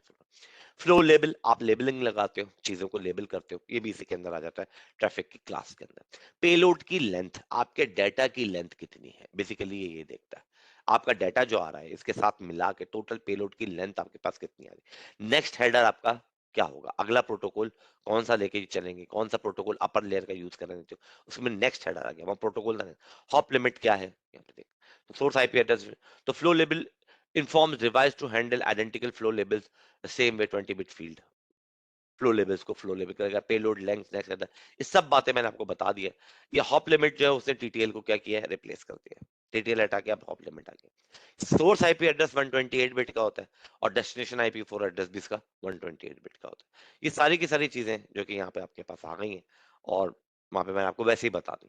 तो ये हेडर की टाइप थी किसकी, IPv6 के, और वो मैंने आपको दिखा देता IPv4 का। तो हेडर्स हमने आज के जो मेन इसका था वो डिस्कस कर लिए। ये कभी आपको पैकेट सिर्फ करेंगे वायरशार्क के थ्रू, तो आपको इसकी इंफॉर्मेशन उस वक्त काम आएगी, आपको वहां पे देखने में बड़ा मजा आएगा, और चीजें देखते हुए आप करेंगे। तो हमारा अगला जो टॉपिक है वो है हाउ अ होस्ट राउट, एक होस्ट राउट कैसे करता है, किस तरह से काम कर रहा है, फंक्शनलिटी कैसे परफॉर्म करता है, राउटिंग किस तरह से होती है। तो होस्ट फॉरवर्डिंग डिसीजन, वैसे तो मैंने आपको बता दी थी, राउटिंग टेबल देख के होती है, मजीद इसको पढ़ते हैं किस तरह से काम कर रहा होता है। Packet are always created at the source, obvious सी बात है, डेस्टिनेशन पे तो बनेंगे नहीं, डेस्टिनेशन पे तो जाने हैं, हमेशा कहाँ क्रिएट हो रहे होते हैं, सोर्स के ऊपर क्रिएट होते हैं। Each host device creates their own routing table, her host device का अपना एक अपना क्या होता है, राउटिंग टेबल होता है। होस्ट डिवाइस की बात कर रहा हूँ, ये होस्ट पीसी सर्वर, ये सब भी अपने एक राउटिंग टेबल बनाते हैं। A host can send packet to the following, 3 जगहों पे ये होस्ट पैकेट को सेंड कर सकता है। पहला, अपने आप को, लूप बैक एड्रेस क्या है जी, 127 IP4 अगर आप यूज कर रहे हैं तो 127.0.0.1, 127 शुरू के ऑक्टेट में लगा लें, आगे कुछ भी लगा लें, बस ये लूप बैक है, राइट। और यहाँ पे IPv6 में $:1, ये लूप बैक है। एक तो अपने आप को आप भेज सकते हैं, दूसरा आप किसको भेज सकते हैं, दूसरा आप भेज सकते हैं लोकल होस्ट, आपके अपने विद इन द लैन, अपने लोकल एरिया के अंदर, राइट। इसका लोकल एरिया फिलहाल क्या है, अगर मैं आपको मार्क करके दूं, ये एक लोकल एरिया है, यहां से लेके यहां तक, ये क्या है, एक लोकल, ये एक अलग लोकल एरिया है। राउटर दो डिफरेंट लैन्स को आपस में कम्युनिकेट कराता है, लैन डिफरेंट नेटवर्क्स को, लैन मैन हो, लैन वैन हो, कुछ भी हो, उसको ये कम्युनिकेट कराता है, राइट। तो ये आपका चलता है। तो रिमोट, तीसरा आपको कहाँ भेजता है, रिमोट होस्ट पे। अब जब ये पीसी बात करना चाहेगा, यहाँ पे जैसे एग्जांपल में दिया हुआ है, ये रिमोट होस्ट आ जाएगा। तो एक ये कम्युनिकेशन किस तरह से होती है, तो डिफरेंट होती है, आगे चल के इसी पे बात करनी है। बस इन 3 के अलावा एक होस्ट कोई और कम्युनिकेशन नहीं कर सकता। अपने आप को भेजेगा, अपने लोकल एरिया में भेज सकता है, और अपने से रिमोट किसी और नेटवर्क पे किसी और पीसी को भेज सकता है, राइट? एनोटेट को बंद करते हैं। Okay, the source device determines क्या जी, whether the destination is local और रिमोट। ये सोर्स डिवाइस ही डिटरमाइन कर लेती है कि क्या ये डेस्टिनेशन लोकल है, मेरे अपने लोकल एरिया लैन पर है, या फिर ये रिमोट है। भाई कैसे डिटरमाइन करती है अभी बताते हैं। Method of determination, IPv4 source uses its own IP address and subnet mask along with the destination IP address subnet mask। देखें जी, मैं यहाँ पे बात करने जा रहा हूँ, मैं नोटपैड खोल लेता हूँ। मैंने कहा मैं बात कर रहा हूँ, मैं हूँ, मेरी आईपी है 192.168.10.2, और मेरा सबनेट मास्क है 255.255.255.0, बराबर में दे दिया मैंने 10.2। अब अगर मैं लोकली बात करूंगा तो क्या होगा, मैं कहूंगा 192.168.10.10 से मैं बात कर रहा हूँ, और मेरा सबनेट मास्क क्या है, ये। बेहतरीन बात। तो ये बेसिकली इन बिट्स को मैच करेगा, इसको इसके साथ मैच करेगा। मैं एनोटेट करके बता देता हूँ, इन दो को ही आपस में यहां तक ही मैच करके लेके चलेगा। अगर ये मैच है, बिकॉज इसने क्यों मैच किया, इसने ये देखा कि इन्हीं के नीचे ये 255 255 255 लिखा आ रहा है, तो ये पोर्शन नेटवर्क का है, ये एक है, तो इसका मतलब क्या है कि मैं लोकल एरिया में ही बात कर रहा हूं। लेकिन अगर मेरे भाई ये क्या है, लेकिन अगर ये चेंज है, यहां हो गया 11, तो ये फॉरेन होस्ट डिवाइस डिटरमाइन कर लेगी कि ये अब बात किसी रिमोट नेटवर्क पे हो रही है। अब मुझे कहां भेजना पड़ेगा, अब मुझे इसके डिफॉल्ट गेटवे पे भेजना पड़ेगा। यहीं पर डिसाइड डिसीजन हो जाता है। अब स्विच का काम नहीं है, अब मैक एड्रेस टेबल में नहीं देखा जाएगा, अब ये डिफॉल्ट गेटवे पे भेजो, राउटर देखेगा, अगर राउटिंग टेबल में होगा तो सही है, नहीं होगा तो डिस्कार्ड कर दिया जाएगा पैकेट। समझ आ रही बात? ऐसे ही यहाँ पे ये आपको इस तरह से बता रहा है कि ये 192.168.10.24 जो है, ये जब अपने रिमोट होस्ट से बात करने जा रहा है, ठीक है, तो IPv6 की भी source uses the network address and prefix advertised by the router, जो कि राउटर के पास इसको मिला है, जो भी कुछ उससे वो जो है देख के और बात कर लेता है, मैच करके और फिर आगे फॉरवर्ड करता है। लोकली सिग्निफिकेंट है, वेल एंड गुड, नहीं है तो डिफॉल्ट गेटवे पे फॉरवर्ड हो जाएगा। तो local traffic is dumped out the host interface to handle by an intermediate device. निकाल दी जाती है, डम्प्ड आउट कर दी जाती है होस्ट से, कि एक इंटरमीडिएट डिवाइस को क्या करे, एंटरटेन करे, प्रोसेस करे फर्दर, और आगे भेज दे। वो स्विच भी हो सकती है। अभी बहुत डिटेल में एक्सप्लेन करना है गेटवे का, बहुत डिटेल में आगे आएगा। Remote traffic is forwarded directly to the default gateway बादल है। ये जो लोकल एरिया है, अब स्विच के थ्रू, स्विच में आप मैक एड्रेस टेबल चेक नहीं होगा, ये पैकेट यहां से क्या चला जाएगा, सीधा डिफॉल्ट गेटवे पे चला जाएगा। कहां पे चला जाएगा, डिफॉल्ट गेटवे पे चला जाएगा। अब आप कहें इसकी आईपी पे चला जाएगा, नहीं, इसके मैक एड्रेस पे जाएगा। आईपी यही रहेगी रिमोट होस्ट की, आईपी चेंज नहीं होगी, ये बस यहाँ पे मैक एड्रेस इसका लग जाएगा, तो यहां से उठेगा यहां पर आ जाएगा। ओके, और फिर ये यहाँ पे प्रोसेस होके फर्दर आगे बढ़ता चला जाएगा। एनोटेटर बंद कर दे भाई, एनोटेटर हमने बंद कर दिया। राउटर डिफॉल्ट गेटवे किसे कहते हैं, जैसे कि अभी सवाल आया, आगे स्लाइड भी आ गई। Router on layer 3 switch can be a default gateway. एक राउटर जो कि लेयर 3 के स्विच पे, राउटर और लेयर 3 स्विच पे, यानी कि दोनों चीजें, या तो राउटर या फिर लेयर 3 का स्विच, ये एक टर्म आ गई, चलिए इसके बारे में बता देते हैं। ऐसा स्विच जो कि राउटिंग की कैपेबिलिटी रखता हो, उसको हम क्या कहते हैं, लेयर 3 का स्विच कहते हैं। यानी कि वो है तो लेयर 2 की डिवाइस, मगर फंक्शनैलिटी, कुछ फंक्शनैलिटी लेयर 3 की भी रखती है, तो हम उसे क्या कहते हैं, जैसे आगे चल के हम जब क्या करेंगे, इंटर वीलैन राउटिंग करेंगे, तब हम लेयर 3 का स्विच को अपनी टोपोलॉजी में यूज करेंगे। ओके, आगे आएगा ये, इसकी प्रैक्टिकल लैब भी आएगी। फिलहाल समझ लें कि ऐसा स्विच, नॉर्मल स्विच नहीं, लेयर 2 का ऐसा स्विच जिसमें राउटिंग की भी कैपेबिलिटी हो, तो वो लेयर 3 का स्विच कहलाता है। तो अ राउटर और a layer 3 switch can be a default gateway, क्या हो सकते हैं, एक लोकल एरिया लैन के डिफॉल्ट गेटवे हो सकते हैं। Features of the default gateway क्या होते हैं, it must have an IP address in the same range as the rest of the LAN. एक तो बात ये हो गई कि इसके अंदर जो डिफॉल्ट गेटवे होगा, वो लोकल एरिया जहां से कनेक्ट हो रहा है, मैं आपको दिखा दूं पहले वाली से, अरे भाई पहले वाली स्लाइड मूव कर जाइए। अब अगर देखें, ये एक मेरा लोकल एरिया लैन है, और यहाँ इस राउटर पे लगा है 192.168.10 का 1, पीसी की आईपी है 10 का 10, ये है 10 का 1। ये वाले पीसी की आईपी है 10 का 15, यानी कि 192.168, 10 का इसने डॉट लगा के आगे लिख दिया 1, 10, 15। बात ये है मेरे भाई कि ये एक लोकल एरिया लैन है और यहाँ नेटवर्क चल रहा था 192.168 10 का। तो अब इस 10 में से कोई एक आईपी आपने उठानी है, वो डिफॉल्ट गेटवे का पार्ट बनाना है। ये लाजिम है, ये लाजिमी है, वरना काम नहीं करेगा, काम ही नहीं हो पाएगा पूरा। अगर ये आपने कोई और नेटवर्क पे रखी है आईपी और मैं यहाँ पे कोई राउटर के इस इंटरफेस पे जो कि इस लोकल एरिया से कनेक्ट हो रहा है लगा दूं 172.16 या 192.168.11 की कोई आईपी लगा दूं, नेटवर्क चेंज कर दिया मैंने, 192.168.11 डॉट समथिंग लगा दूं, 12 डॉट समथिंग लगा दूं, तो ये कभी भी काम नहीं करेगा। ये बैड डिफॉल्ट गेटवे कहलाएगा। क्या कहलाएगा? Bad default gateway. Default gateway याद रखिए विद इन द लैन, जो कि यहाँ लोकल एरिया नेटवर्क चल रहा है, इन्हीं में से कोई एक आईपी उठा के राउटर के इंटरफेस के लिए सेलेक्ट कर ली जाती है, जो कि स्टैटिक होती है, चेंज नहीं करी जाती। और जितने भी पीसी होंगे उन सब का जो डिफॉल्ट गेटवे होगा, इसकी आईपी 192.168.10 का 10 है, मगर इसका डिफॉल्ट गेटवे 10 का 1 है। इसकी आईपी पीसी 2 की 192.168.10 का 15 है, मगर इसका डिफॉल्ट गेटवे 10 का 1 है। ये लोकल एरिया में से एक आईपी ली गई 10 का 1 और यहाँ राउटर पे इंस्टॉल कर दी गई। मेजॉरिटी ऑफ द टाइम कोई फिक्स नहीं है कि मैं कहूँ ये फिक्स्ड है, लेकिन बेस्ट प्रैक्टिसेस यही हैं, या तो पहली सबनेट की पहली आईपी या उस सबनेट की लास्ट आईपी राउटर का डिफॉल्ट गेटवे बनाई जाती ताकि याद रहे। तो यहाँ पे इन्होंने फर्स्ट आईपी बना ली। इसकी फर्स्ट आईपी बेसिकली इस सबनेट की, जब आप 24 का लेके चल रहे हैं तो 1 है, 192.168.10.1 यहाँ पे इंस्टॉल्ड हो गई। बाकी इधर के ये आईपीस चल रहे हैं अभी। और यहाँ पे मैं कह रहा हूँ 100 होस्ट लगे, वो सब यहाँ नंबर में चेंज होते चले जाएंगे, 2, 3, 4, 5, 6, 101, 102, 103, वॉट एवर, जो भी कुछ हो नंबर, डिफॉल्ट गेट पे उनका एक ही रहेगा। इनमें से किसी को भी इस लोकल एरिया पे कभी भी जब कोई पैकेट बाहर बात करना चाहेगा, जब यही पीसी पे डिसाइड हो जाएगा कि यार इसका जो ये जो नेटवर्क पोर्शन है ना, ये मैच नहीं कर रहा जहां से ये पीसी बात करना चाह रहा है।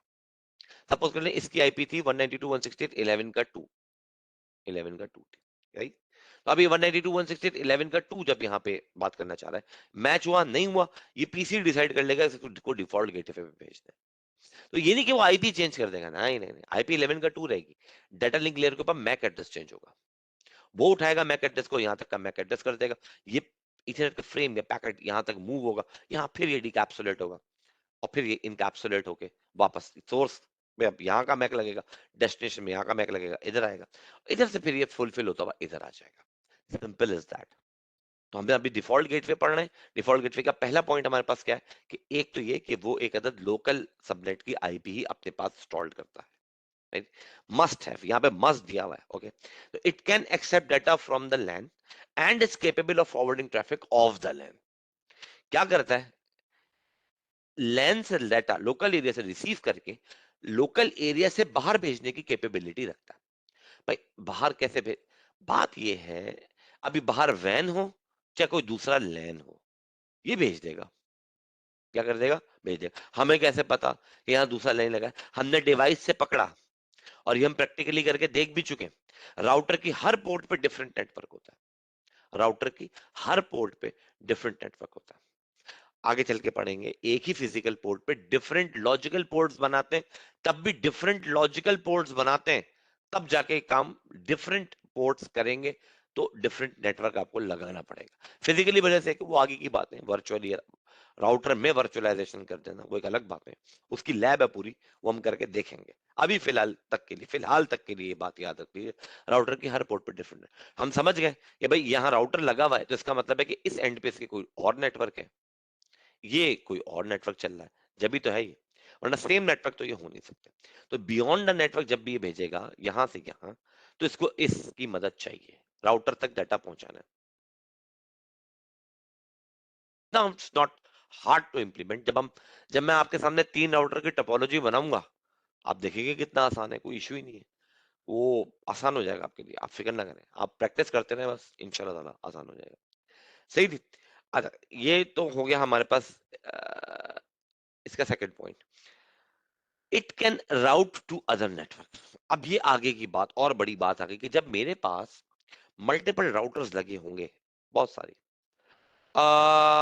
तो क्या होता है कि हम बहुत उधर राउटर किस तरह से पैकेट भेजेगा, राउटिंग टेबल पढ़ के राउटिंग टेबल को फेच करना, अपनी इंफॉर्मेशन को गेट करना, अपने राउटिंग टेबल को अपडेट रखना, वॉट एवर, ये सारी बातें फिर इसके अंदर यहाँ पर आ रही होती हैं और फिर चल रही होती हैं। मतलब फर्दर भी डाटा को किस तरह से भेजना है, कैसे लेके चलना है। If a device has no default gateway और बैड डिफॉल्ट गेटवे, जो कि मैंने आपको बताया गलत आईपी अगर आपने दी है, इस its traffic will not be able to leave the LAN। वो उसका ट्रैफिक अपने लोकल एरिया से बाहर ही नहीं निकलेगा, वो अपने लोकल एरिया में ही घूमता रहेगा बस। बियॉन्ड द नेटवर्क जाना है, उस पर्टिकुलर नेटवर्क से बाहर निकलना है, तो आपको एक डिफॉल्ट गेटवे चाहिए, और वो डिफॉल्ट गेटवे राउटर की आईपी होती है बस, और वो उसी लैन का सेगमेंट होती है। That's all, this is the summary, that's what you call a default gateway. So, a host routes the default gateway. The host will know the default gateway DGW either statically or through DHCP in the IPv4। एक नई term आई, एक नई चीज आई, इसकी भी lap करके देखेंगे। DHCP यानी कि dynamic host configuration protocol. IP हमने असाइन करना देखा, ये कैसे आईपी असाइन हो रही है मैनुअली। हम हर चीज मैनुअल देते हैं। अगर हम इसको ऑटोमेटिक करते हैं, तो ऑटोमेटिकली बस ये आईपी ले ले, कोई सर्वर हो जो कि मैनेज कर रहा हो, मेंटेन कर रहा हो, और वो ऑटोमेटिकली हमारे होस्ट को आईपी दे दे। और प्रैक्टिकल फील्ड में बहुत ही इंपॉर्टेंट और बहुत ज्यादा मेजर यूज होने वाला प्रोटोकॉल है। बिकॉज कोई अपने सर का दर्द नहीं देता 500 होस्ट के 100 होस्ट में भी जाके मैनुअली सबकी आईपी दे। इस सर का दर्द है एक। तो आपको क्या करना पड़ता है, आप डीएचसीपी ही लगाते हो IP4। तो IPv6 send the DGW through the router solicitation RS or can be configured manually। Router RA, IPv6 जो अपनी कम्युनिकेशन करता है वो एक आरए, यानी कि पढ़ेंगे डिटेल में पढ़ेंगे, अभी IPv6 का सिर्फ एक झलक दिखाई गई है आपको, इस पे पूरा चैप्टर है डिटेल में, इसकी लैब्स हैं, तो वो करके देखेंगे। तो एक तो आरए राउटर एडवर्टाइजमेंट, और एक आरएस यानी कि राउटर सॉलिसिटेशन मैसेज के थ्रू जो है ये कॉन्फ़िगर किया जाता है मैनुअली। तो डीजीडब्ल्यू जो है वहां उसके थ्रू सेंड कर दिया जाता है उसको बाज़ औक़ात। तो uh DGW is a static route which will be the last resort route in the routing table. Default gateway जो होता है आपका, बाज़ औक़ात राउटर के लिए एक चीज हम बना, अगर राउटर का आप डिफॉल्ट गेटवे सेट कर रहे हैं तो वो डिफॉल्ट स्टैटिक राउट होता है। स्टैटिक राउट किसे कहते हैं ये भी चल के आगे पढ़ते हैं। और डिफॉल्ट स्टैटिक राउट, वो जो क्लास ए में जीरो छुड़वाया था ना, वो इसलिए छुड़वाया था कि डिफॉल्ट स्टैटिक राउट देना था। 0.0.0.0, अगर मैं कोई ऐसी आईपी लिखूं आप लोगों के सामने, नोटपैड खोल लेते हैं। मैं अभी तक तो आईपी हम देखते हैं ना कि 192.168 10 172 वट जो भी, एक आईपी में लिख रहा हूँ 0.0.0.0, उसका सबनेट मास्क मैं लिख रहा हूँ 0.0.0.0। ये क्या है, मैं आपसे पूछूं अगर ये है क्या, क्या आपके जहन में आता सवाल, इसको देख के आपको क्या लगा?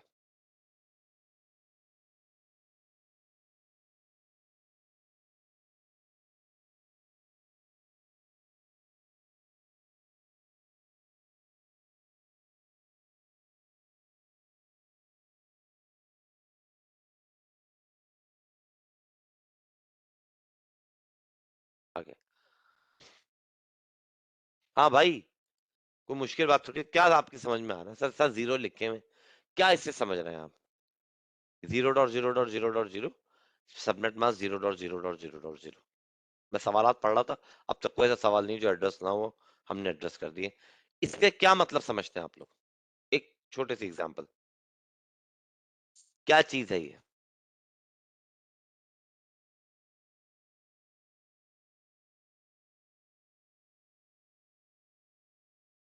भाई कोई लॉगिन भी है या नहीं है?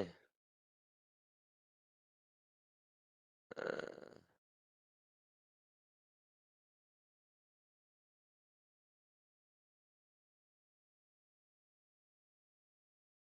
ये रहे। लॉगिन तो 8 लोग हैं, पता नहीं आप लोग बोलते क्यों नहीं है। भाई अगर नहीं पता तो आप बता दें, तो हम समझा देंगे। कम से कम बता तो दिया कीजिए, इंटरेक्टिव तो रहा कीजिए। आप इंटरेक्टिव रहेंगे तो आपके लिए अच्छा रहेगा, वरना नहीं। इसका मतलब होता है एनी, कोई भी आईपी हो, उसका कोई भी सबनेट मास्क हो, ये हम किस लिए यूज करते हैं? एनी, किसी लड़की का नाम नहीं है, ये ANY एनी है। क्या है? ANY, कोई भी, इंग्लिश में हम करते हैं। क्या है ये?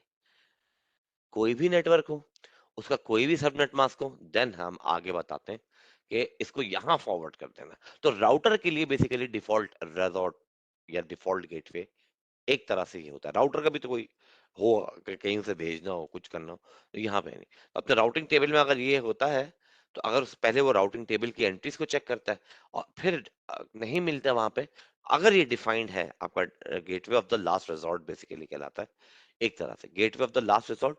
और इसको डिफॉल्ट स्टैटिक राउट भी कहते हैं। क्या कहते हैं? डिफॉल्ट स्टैटिक राउट भी कहते हैं। तो ये आपका क्या होता है, ये फिर ये यहाँ फॉरवर्ड कर देता है। ये जो ऑब्वियस सी बात है, जो इसके आगे पोर्ट होगी वो इंटरनेट की तरफ जा रही होगी। जो इसके आगे यहाँ पे मैं तो मीनिंग लिख के, ये वो होगा 0.0.0 0.0.0, इसको यहाँ सीरियल से फॉरवर्ड करना, वो फिर आईएसपी की तरफ फॉरवर्ड होगा, वो इंटरनेट पे हम दे रहे होंगे। बिकॉज ऑब्वियसली बात है, मैंने अभी तक इस बात सीखी या समझी कि जो मेरे राउटिंग टेबल में है एंट्रीज, राउटर उन्हीं को एंटरटेन करेगा। तो क्या एक कंपनी के राउटर के अंदर तमाम दुनिया के नेटवर्क्स की एंट्रीज होंगी? तो ये बड़ा नेट राउटिंग टेबल बन जाएगा, उसको प्रोसेस कौन कौन करेगा?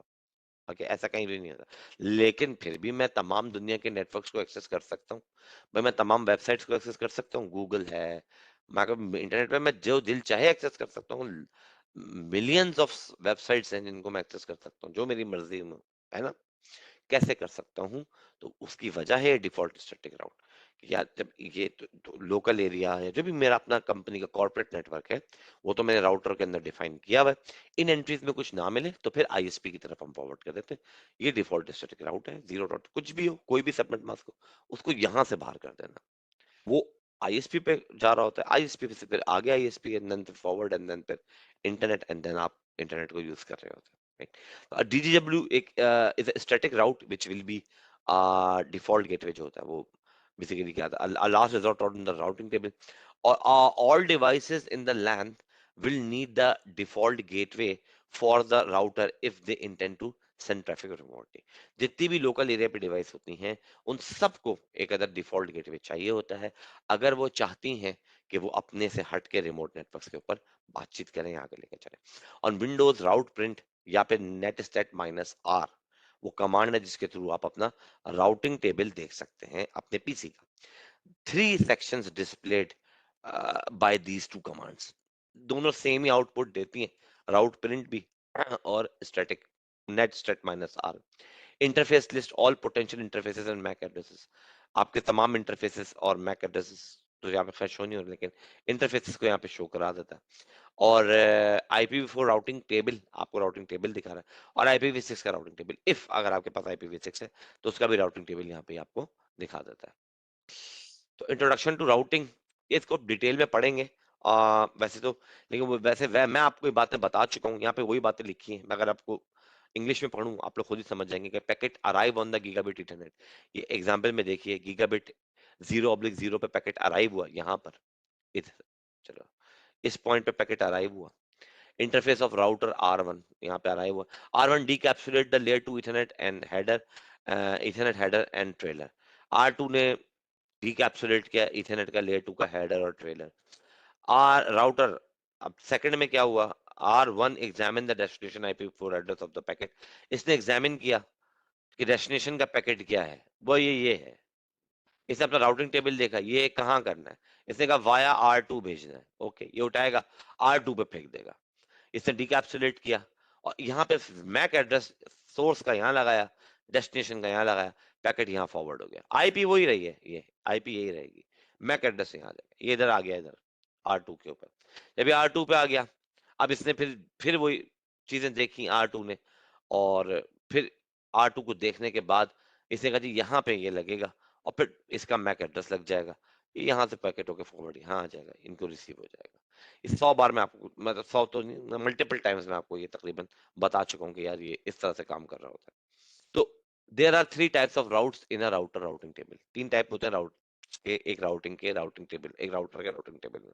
एक होता है जी डायरेक्टली कनेक्टेड। अगर मैं यहाँ आप लोगों से बोलूं, इस पूरी टपोलॉजी में मुझे आंसर दे दीजिएगा प्लीज, इस पूरी टपोलॉजी में R1 का डायरेक्टली कनेक्टेड कौन है और R2 का डायरेक्टली कनेक्टेड कौन है? काइंडली जवाब दे दीजिएगा, ब्लैंक मत बैठिएगा।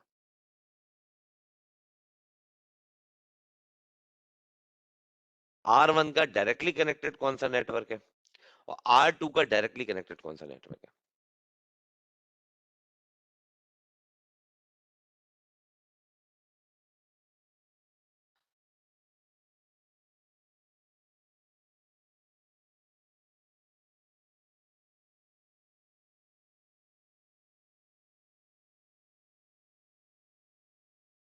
अरे डायरेक्टली कनेक्टेड पूछ रहा हूँ भाई।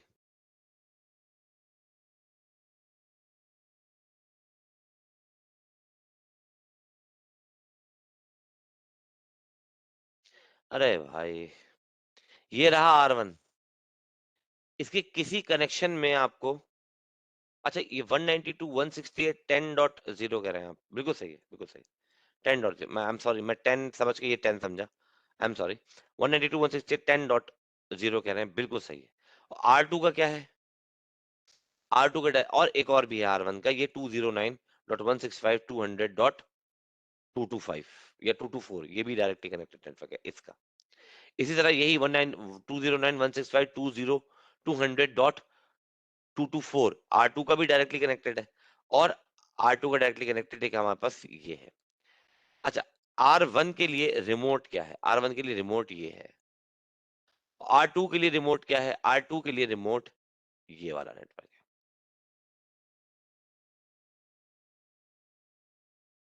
या R1 के भी दो डायरेक्टली कनेक्टेड है, R2 के भी दो डायरेक्टली कनेक्टेड है।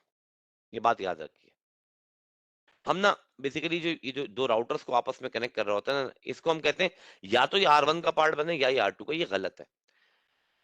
ये दोनों राउटर्स को आपस में मिला रहा है। अगर यहां से लेके यहां तक, दोबारा कर दो, अगर यहां से लेके यहां तक की पिक्चर देखें सिर्फ, तो R2 के दो डायरेक्टली कनेक्टेड नेटवर्क्स हैं, एक ये और एक ये।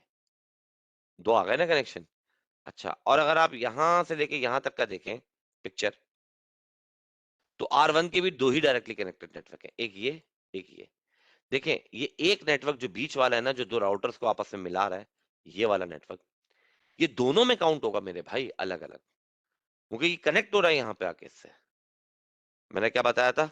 राउटर की हर पोर्ट पे डिफरेंट नेटवर्क होता है, दो राउटर आपस में एक नेटवर्क का पार्ट होते हैं, बस ये बात याद रखिए।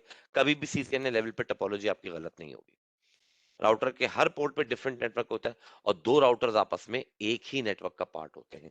लेकिन जब हम इंडिविजुअली एक राउटर की बात करेंगे और गिनने जाएंगे, तो हम इस वाले नेटवर्क को इसमें गिनेंगे R1 में, और इसी वाले नेटवर्क को R2 में भी गिनेंगे। हम इंडिविजुअली गिनने जब जाते हैं, तो हम गिनेंगे इसको कि भाई डायरेक्टली कनेक्टेड कोई आपसे पूछ रहा है, भाई मुझे इस पे 10 राउटर है यहाँ पे, मैं एक राउटर के आपसे पूछ रहा हूँ डायरेक्टली कनेक्टेड बता दो। बस आप ये देख, अब ये छोड़ दें आपके ये, इसका कनेक्शन यहाँ से दूसरे राउटर पे गया हुआ था या जो भी कुछ और था, वल्लाह आलम, ये सब बातें छोड़ दें। बात यहाँ पे सिर्फ इतनी सी है कि बस इस राउटर के मैं कहूंगा कि उस वक्त में तीन कनेक्शन है। R2 के basically three directly connect, four हो गया बेसिकली। R2 के R2 के अब फोर हो गए, मैं इंटरनेट ही भूल गया था। R2 के अब फोर हो गए मेरा ग्रीन वाला बनाने के बाद। इससे पहले तीन थे। तीन कौन कौन से थे? डायरेक्टली कनेक्टेड एक ही है। बस जो राउटर पे आके लग रहा है वो इसका डायरेक्टली कनेक्टेड है, सिंपल है दैट, बड़ी सिंपल सी लॉजिक है। जो राउटर पे आके लग रहा है वो डायरेक्टली कनेक्टेड। अब कितने तार उतर रहे हैं? एक, दो, तीन, तो तीन डायरेक्टली कनेक्टेड है। रिमोट कौन हो गया? ये एक। R1 के कितने डायरेक्टली कनेक्टेड है? एक और दो। इसके लिए रिमोट कौन से हो गए? ये सब, ये दो, ये भी और ये भी। इसके लिए रिमोट नेटवर्क है। क्लियर होती है बात? होपफुली क्लियर हो गई होगी। तो ये जो होगा डायरेक्टली कनेक्टेड नेटवर्क, और हो गया रिमोट नेटवर्क, दोनों बता दिए। एक हो जाती है डिफॉल्ट राउट। ये तीन ही टाइप के राउट्स होते हैं जो कि डिफाइन हुए हुए होते हैं। अभी डिफॉल्ट राउट किस तरह से दिया जाता है, क्या होता है, इसकी लैब करके देख लेंगे। तो फिर होगा, बस इसकी प्रॉपर्टीज कर लें कि गुड फॉर स्मॉल और रिडंडेंट नेटवर्क होता है, must be adjusted manually. Manually adjust कर सकते हैं, ऑटोमेटिकली कुछ भी नहीं करता। इसीलिए छोटे नेटवर्क्स के लिए तो सही रहता है। जब इसकी लैब कराऊंगा, जब आपको समझाऊंगा कि क्यों छोटे नेटवर्क्स के लिए सही रहता है। और ये often used in conjunction with the dynamic routing protocol for configuring a default static route. एक तो कंजंक्शन के तौर पे यूज हो रहा होता है, दूसरी बात है कि बाद बैकअप के तौर पे भी यूज करते हैं। या अगर डिफॉल्ट स्टैटिक राउट में कुछ मसला, डायनामिक राउटिंग प्रोटोकॉल में कोई मसला आ जाए, तो कम्युनिकेशन टूटे ना, ये स्टैटिक राउट के थ्रू कम्युनिकेट कर ले। बैकअप पाथ्स हम यहाँ पे डिफाइन करते हैं इसके थ्रू। तो डायनेमिक राउटिंग बड़ी अच्छी होती है। Routes automatically, dynamic routes automatically क्या, discover remote networks, maintain up to date information, खुद ब खुद, आपको कुछ नहीं करना, आपने सिर्फ एक बार इंप्लीमेंट करना है। Choose the best path to the destination, among multiple paths it will choose the best path on behalf of what, ये भी हम देखेंगे। हर किसी का अपना अपना क्राइटेरिया होता है। तो हर प्रोटोकॉल का राउटिंग का अपना अपना क्राइटेरिया होता है, तो उसके हिसाब से बेस्ट पाथ को सेलेक्ट करता है। Find new best path when there is a topology change. Topology change होती है तो नए बेस्ट पाथ को ढूंढना। स्टैटिक में भाई ऐसा कुछ भी नहीं है। स्टैटिक में सब चीजें आप ही को करनी है, बेस्ट बात ये वो सब चीज आपने बतानी है। डायनेमिक में वो खुद करता है, वो जब डायनेमिक राउटिंग पढ़ेंगे तब उसमें और डिटेल में देखेंगे। Dynamic routing can also share static default route with the other router. अपनी अपडेट्स में जो ये खुद ब खुद भेज रहा होता है दूसरे राउटर्स को, उनमें आप स्टैटिक राउट लगा के भेज सकते हैं इसके। तो यहाँ पे आपको दिखा रहा है कि डायनेमिक राउटिंग के अंदर कुछ टर्मिनोलॉजीज होती हैं जो कि ऊपर हालांकि दी हुई होती हैं। एल और सी जो है ये बेसिकली यूज होता है डायरेक्टली कनेक्टेड के लिए। एल से आईपी आती है, सी से नेटवर्क रिप्रेजेंट कर रहा होता है। ऐसे यहाँ पे देखें, यहाँ पे सी की एंट्री है मैन, ये सी और कर रहे हैं, सी की ये एंट्री है, सी और एल की। तो इसमें देखें क्या क्या फर्क है। 192 में से 10 का 0 का नेटवर्क डायरेक्टली कनेक्टेड, और L is a local address, basically represent किससे करता है, एल लोकल से, लोकल एड्रेस। 192 में से 10 का 1 आईपी स्टोर्ड है इसके ऊपर, तो ये एल से रिप्रेजेंट कर रहा होता है। ओ और डी ये डायनेमिक क्यों हो रहे हैं। ओ यहाँ अगर आप देखेंगे तो O for OSPF and D is for EIGRP. S के आगे स्टार जो लगा, स्टार जो है ना, ये डिफॉल्ट के लिए होता है, डिफॉल्ट राउट्स। अब वो एक्सटर्नल राउट्स एनपी पढ़ेंगे तो स्टार के और मतलब भी आ जाते हैं। फिलहाल के लिए एनए में डिफॉल्ट राउट, यहाँ पे स्टैटिक की डिफॉल्ट पढ़ाते हैं, वहां और भी बहुत सारे एनपी में एक्सटर्नल राउट्स पढ़ाते हैं। जब आप एक्सटर्नल राउट्स पढ़ते हैं तो उसमें फिर आपको पता लगता है कि जब आप मतलब वो फिर जब डायनेमिक पढ़ेंगे तो फिर उसको और डिटेल में डिस्कस कर लेंगे, वैसे आपके कोर्स का पार्ट नहीं है। तो मेरे ख्याल में चैप्टर यहीं पे एंड होता है होपफुली। और अब हम एक छोटी सी लैब करके देख लेते हैं, जो कि हमारे पास क्या है। हम इसको पैकेट ट्रेसर के ऊपर करके देख लेते हैं।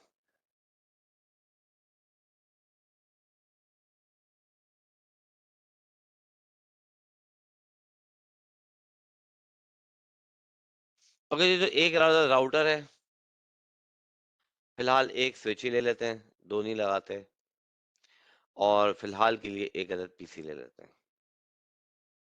इन सबको हम आपस में कनेक्ट कर लेते हैं। इसके फास्ट इतने 0/0 से हमने कनेक्शन निकाला, इसके 0/2 से हमने यहाँ पे पीसी पे दिया। हम यहाँ पर आए, हम डेस्कटॉप में गए, आईपी कॉन्फ़िगरेशन में गए, हमने कहा 192.168.10.2, 192.168.10.1। डिफॉल्ट गेटवे पे मैं यही दूंगा। अब यहाँ पे देना पता नहीं क्यों, मुझे नहीं पता कि आप लोगों को क्यों मुश्किल लगता है, पर जो राउटर पे मुझे आईपी देनी है बस वो डिफॉल्ट गेटवे हो गया मेरे लोकल एरिया के लिए। हम यहाँ पर आ गए और हमने कहा कि नो, हमने इनेबल किया, हमने कॉन्फ टी किया, और हमने कहा होस्ट नेम, ये वर्चुअल यूनिवर्सिटी कराची कैंपस के मैं 02 कैंपस के मैं बैठा हूँ, और ये इसका R1 है। मैंने कहा INT फास्ट इंटरनेट 0/0, मैंने कहा आईपी का एड्रेस, और वो था 192.168.10.1, बस 255.255.255.0। यही मेरा डिफॉल्ट गेटवे हो गया लोकल एरिया के लिए, सिंपल एज दैट, और कुछ नहीं। मैंने कहा no shut, very good, exit किया। हमने कहा इनेबल, ये पुरानी चीजें करा रहा हूँ इसलिए थोड़ा सा फास्ट हूँ, इनेबल सीक्रेट किया, मैंने टैब दबाया, सीक्रेट हम रख देते हैं इसको 123, वेरी गुड, इनेबल सीक्रेट मैंने रख दिया। नाउ अब मैं बाहर जाऊंगा तो मुझसे वो इनेबल करेगा। नाउ अब हम सेट करते हैं कुछ सॉरी ग्लोबल कॉन्फ़िगरेशन। अब हम सेट करते हैं कुछ ग्लोबल कॉन्फ़िगरेशन मोड में रहेंगे। अब हम सेट करते हैं कुछ एसएसएच की कॉन्फ़िगरेशन। तो एसएसएच में बेसिकली जैसे हर चीज के अपने कुछ इंग्रेडिएंट्स होते हैं, ऐसे एसएसएच के भी अपने कुछ इंग्रेडिएंट्स होते हैं। तो ये क्या है, यहाँ पर सबसे पहले इसका इंग्रेडिएंट है एक आरएसए की बनाने के लिए। इसमें हम जो इंक्रिप्शन करेंगे, बेसिकली ये जो डाटा है जब यहाँ से चलेगा इस पीसी से, जब ये चलेगा और स्विच तक जा रहा, स्विच से ये यहाँ तक और बीच में राउटर तक, ये क्लियर टेक्स्ट फॉर्मेट में होगा। किस में होगा, क्लियर टेक्स्ट फॉर्मेट। अगर आप टेलनेट को यूज कर रहे हैं, अगर आप टेलनेट को यूज कर रहे हैं तो ये किस फॉर्मेट में, क्लियर टेक्स्ट फॉर्मेट में। तो इस डाटा को जो इन ट्रांजिट है इनक्रिप्ट करने के लिए हम जो यूटिलिटी यूज करते हैं उसको हम एसएसएच बोलते हैं। क्या बोलते हैं, सिक्योर शेल। ये इनक्रिप्ट करके डाटा लेके जाता है। अगर डाटा, ये कॉन्फिडेंशियलिटी का पार्ट है, अगर डाटा चोरी हो भी जाए तो भी उस इंट्रूडर के, थ्रेट एक्टर के किसी काम का ना हो, उसके पास इस डाटा को तोड़ने के लिए भी उसको काम करना पड़े, उसकी इंक्रिप्शन तोड़ने के लिए उसको काम काम करना पड़े। डाटा तो फैच हो गया मगर वो पढ़ने में नहीं आ रहा, तो उसके लिए हम यहाँ पे ये एसएसएच करते हैं, ये इन ट्रांजिट डाटा जो है क्या हो, वो सिक्योर हो, तो सिक्योर शेल की यूटिलिटी यूज करते हैं। तो उसके लिए आरएसए होता है, और आरएसए की बनाने के लिए आरएसए, राइविस्ट शामिर एडलमन, इस एल्गोरिथम का नाम है, बहुत ही स्ट्रॉन्ग एल्गोरिथम है, राइविस्ट शामिर एडलमन। और ये तीनों जो है बंदे, इनमें एक मैथमेटिशियन था और दो साइंटिस्ट थे, और तीनों जूज हैं, और इन्हीं का हम मैकेनिज्म, चाहे वो कोई बैंकिंग इंडस्ट्री, कोई भी कन्वेंशनल इस्लामिक कोई भी बैंकिंग इंडस्ट्री हो, स्विफ्ट कोड्स के लिए आरएसए को ही यूज करती है, लाजमी सी बात है। ये ब्रेक होना आसान नहीं है, इसका बहुत मुश्किल काम है, काम करना पड़ता है छोटी बिट में इसको ब्रेक करने के लिए, अच्छा खासा काम, आपको अच्छी खासी स्क्रिप्टिंग आनी चाहिए, उसके बाद एक अच्छे लेवल की बड़ी स्क्रिप्टिंग होगी तो और टाइम लेगा। ओके, ओके, वो ब्रूस फोर्स जब आप उसके ऊपर अप्लाई करेंगे तो वो मैच करेगा, क्योंकि हैशिंग एल्गोरिथम है और बड़ी की बना के लेकर आता है, तो डाटा को, हर एक आपके डाटा को लेके जा रहा होता है। तो बेसिकली जब ये आरएसए हम डिजाइन कर रहे होते हैं तो हमें ये भी सोचना होता है कि हम, हमारा डाटा कितना क्रिटिकल है। अब ये तो नहीं है कि एग्जांपल दी जाती है कि जी, एक मुहावरा आपसे इस्तेमाल कर रहा हूँ कि जी, एक होता है ना भाला, बहुत बड़ा सा होता है, पहलवान यूज करते हैं अपने आप को करने के लिए, वो भाला, उस भाले से आपने मक्खी को मार रहे हैं आप, इतना सा नेटवर्क है आपका, इंक्रिप्शन आपने इतनी बड़ी लगाई हुई, तो अपने पर जुल्म किया हुआ है कुछ नहीं, लगाने हो तो लगा लें आप, कंपनी की बैंडविड्थ ज्यादा इस्तेमाल हो रही है, क्योंकि ये हर एक डाटा को इधर से उधर मूव करने के लिए, देखिए मैंने आपको पहले भी बताया था, रिमोट में ये समझ लीजिएगा, मिनिमम डिस्टेंस ये मेरे केबिन से मेरे कंपनी के डाटा सेंटर तक है, और मैक्सिमम सिटी टू सिटी और वर्ल्ड वाइड भी हो सकता है, डिपेंड अपॉन, ये जहां पे भी आप चले जाए, डिपेंड करता है ये क्या है क्या नहीं, ये तो इसके ऊपर है। तो अब सिटी टू सिटी तो बीच में कहाँ कहाँ से होता हुआ था वो ही जाएगा, ये पता नहीं पता, लेकिन उतनी ही बैंडविड्थ ही कंज्यूम करेगा। मेरी कंपनी का डाटा भाई कोई किसी के, सिर्फ मेरे काम का, किसी और के काम का नहीं है, या है भी तो चलो थोड़ा बहुत कोई और इंटरेस्ट नहीं लेगा, लगाई भी मैंने इंक्रिप्शन बैंकिंग के स्टैंडर्ड की है, तो जुल्म किया हुआ है मैंने अपने नेटवर्क पे। तो ये भी एक नेटवर्क एडमिनिस्ट्रेटर का काम होता है कि वो ये डिसाइड करे कि आइदर आपको किस रिसोर्स की कितनी जरूरत है, किस फंक्शनैलिटी की कितनी जरूरत है आगे, तो उसमें जो है फिर आप लेके चलते हैं। हमने पहले आईपी दे ली, बाद में हमने किया, तो एक तो इंग्रेडिएंट इसकी जो, इस की के बनाने का जो की बनती है इसकी आरएससी की, उसमें होता है कि जिसका होस्ट नेम राउटर का चेंज करेंगे आप, दूसरा जी इस राउटर पे एक डोमेन नेम होना चाहिए, तीसरा जी आप फिर क्रिप्टो की दे देते हैं, और उस डोमेन के अंडर में कोई ना कोई यूजर नेम और पासवर्ड लोकली होना चाहिए, ये यूजर नेम और पासवर्ड के ऊपर ही चलता है। तो होस्ट नेम तो हम चेंज कर चुके हैं, पहली रिक्वायरमेंट हम पूरी कर चुके हैं एसएसएच की। दूसरी रिक्वायरमेंट जो है हमारे पास वो क्या है, हम डोमेन नेम बना लेते हैं, तो आईपी डोमेन डैश नेम,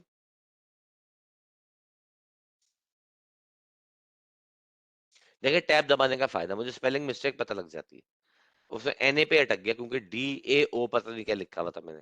अभी डोमेन डैश नेम में कुछ भी लिख सकता हूँ, मैंने लिखा vu.edu.pk, मैं कुछ भी दे सकता हूँ डोमेन में,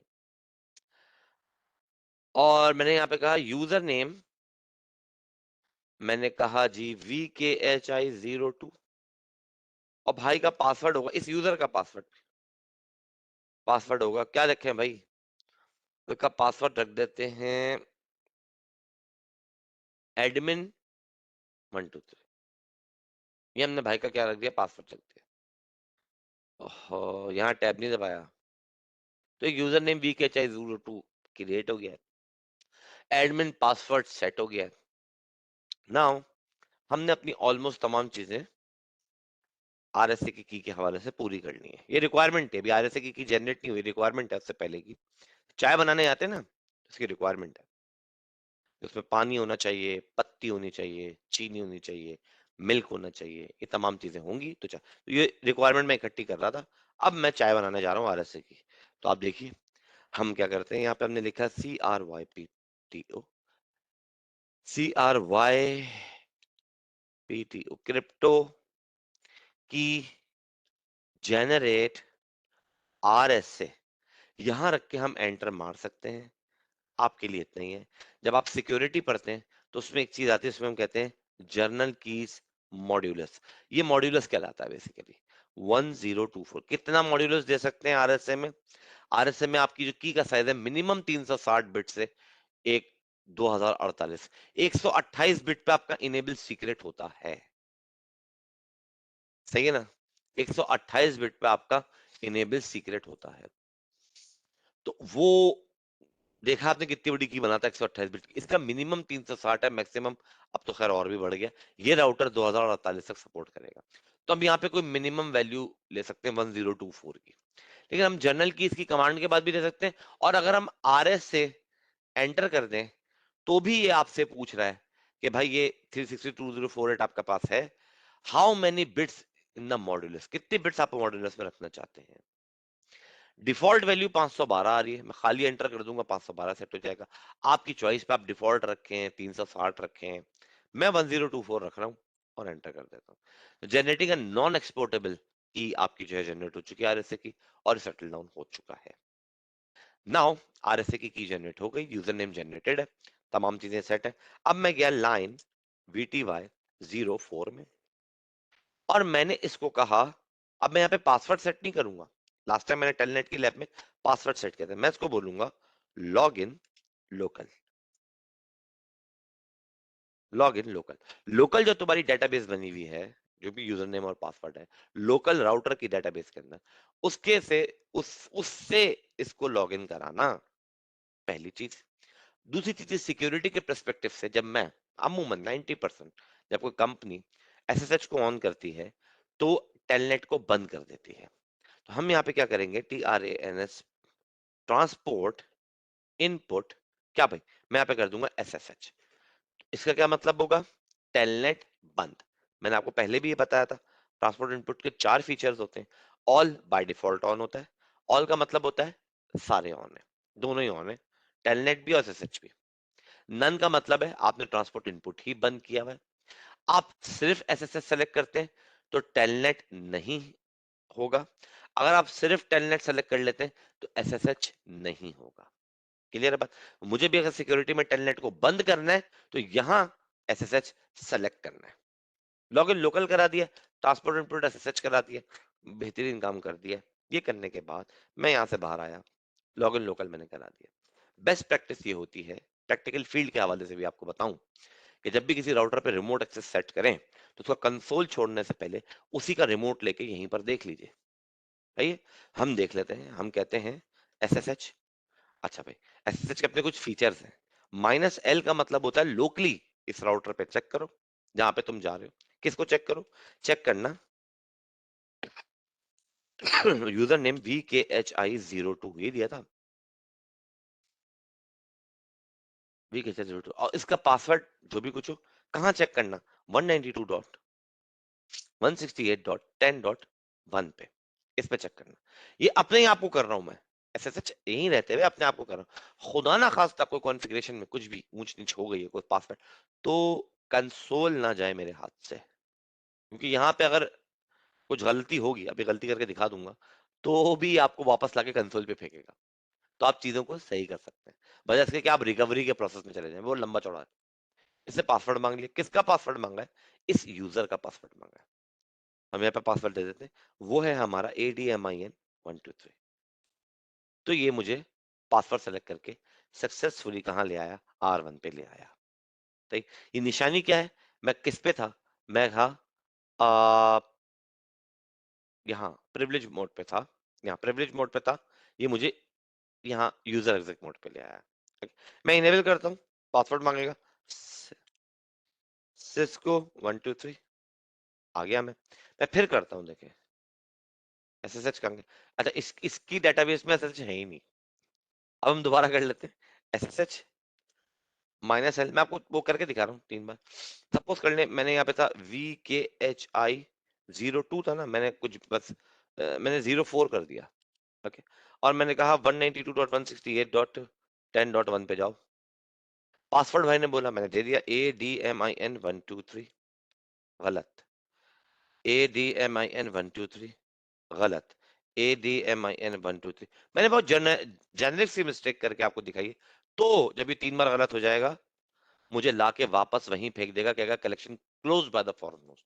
now I am able to, I have the privilege mode access, I am able to, मैं SSH को सेट कर सकता हूँ दोबारा, तमाम चीजें कर सकता हूँ। तो कंसोल प्रैक्टिकल फील्ड में याद रखिए, कभी भी कोई राउटर या स्विच कॉन्फ़िगर करें और रिमोट एक्सेस वहां पे कॉन्फ़िगर करें, तो कभी, वैसे तो बेस्ट प्रैक्टिस ये होती है, कोई फायरवॉल हो, ज्यादा तो आपका वास्ता फायरवॉल से पड़ेगा अगर इंशाल्लाह जाएंगे कभी नेटवर्क की फील्ड में, तो फायरवॉल हो या कोई राउटर हो, कुछ भी हो, तो राउटर को हम इतना रैपिडली एक्सेस नहीं करते हैं, सर्विस प्रोवाइडर को हटा के।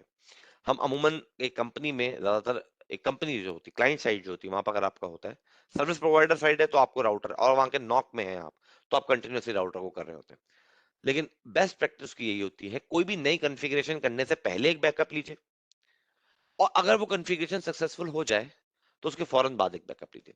सपोज करें वो कॉन्फ़िगरेशन जो है वो वो एक बहुत मशहूर जुमला चल रहा है ना आजकल, बढ़ गई आपकी तो वो अगर बढ़ जाएगी तो आपके पास बैकअप होगा, आप वापस उसी स्टेट पे आ सकते हैं जहां से आपने शुरू किया था।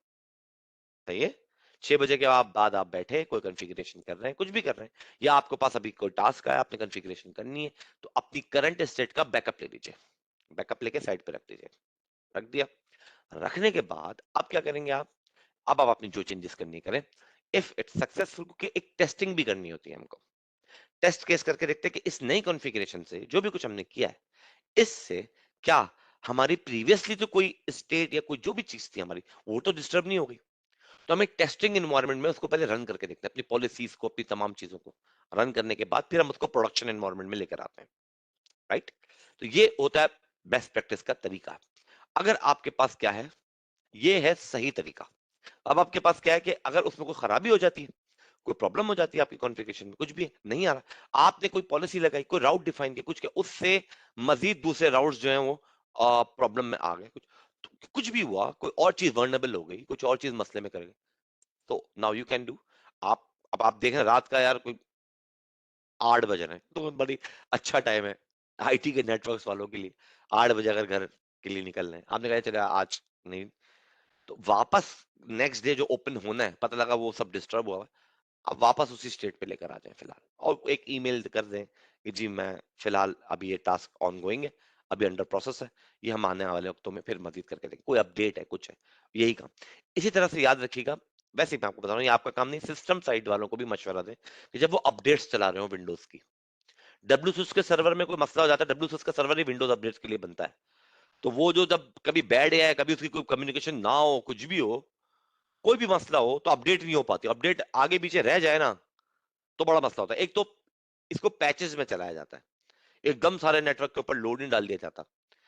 आज 20 पीसी की बैंडविड्थ कंज्यूम करते हैं आपके लोकल एरिया के, तो ऑफ प्रोडक्शन टाइमिंग में चलाया जाता है, प्रोडक्शन टाइमिंग जब नहीं हो, वो फिर आप चला के चले जाते हो, तो फिर आप आके देखते हो, तो खुदा ना खास्ता अगर किसी भी पीसी का कुछ मसला है, वो नहीं कर पाया अपडेट, तो रोल बैक कर सकें आप उसे, या आपके पास फैसिलिटी होनी चाहिए है, वापस उसी कंडीशन पे ले आओ कि जहां पे वो अपडेट नहीं थी इंस्टॉल। तो ये कुछ चीजें होती हैं जिनसे आप रखेंगे अपने जहन में, तो आप एक सक्सेसफुली अपनी कंपनी को स्मूथली लेके चल सकेंगे। एरर्स तो आते हैं, और देखना ये होता है सक्सेसफुल एडमिनिस्ट्रेटर कितनी जल्दी उन पे ओवरकम पाता है, कितनी जल्दी उन पे ओवरकम कर लेता है उन एरर्स को, उसके पास रिडंडेंसी प्लान्स क्या क्या है, कैसे लेके चलता है।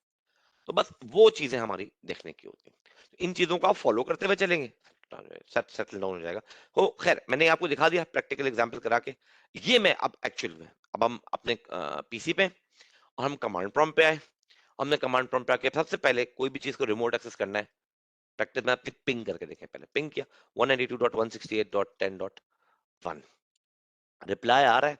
नाउ मैं अब इसको जो है SSH -L represents that it wants to connect with the local user, जो कि वहां राउटर पे, जो कि लोकली डेटाबेस है वहां के यूजर से, वो यूजर कौन है, VKHI02 है, और कहाँ है, 192.168.10.1 पे है, 10.1 पे। ओहो, कंट्रोल Z, तो Shift 6 गलती हो गई, अरे भाई 192.168 है, 10.1 पे पासवर्ड मांग रही है किसका, जो वी के एच आई 02 का सेट किया, और वो हमने सेट किया था ADMIN 123। परफेक्ट हो गया। इनेबल करता हूँ, तो ये अब क्या कर रहा है, ये जा रहा है सिस्को 123। तो आपका काम क्या है, घर के लिए टास्क दे रहा हूँ, कर लीजिएगा, ज्यादा अच्छा होगा। चीजें सीखेंगे करेंगे तो खुद से समझ में भी आएंगी। जब एसएसएच को करें और यहाँ से पहला पैकेट वैकेट भेजें, कुछ भी करें, तो सिमुलेशन मोड ऑन कर लीजिएगा। और ऑन करने के बाद सपोज मैं यहाँ पे भी एक पिंग भेजता हूँ, इस रिमोट के थ्रू मैं कुछ भी करूँ, मैं करूँ शो रनिंग में करता हूँ। एक मिनट, मैं सिमुलेशन मोड ऑन कर लेता हूँ और मैं यहाँ से शो रनिंग को एंटर करता हूँ। अरे भाई शो रनिंग चल गया, नाराज है।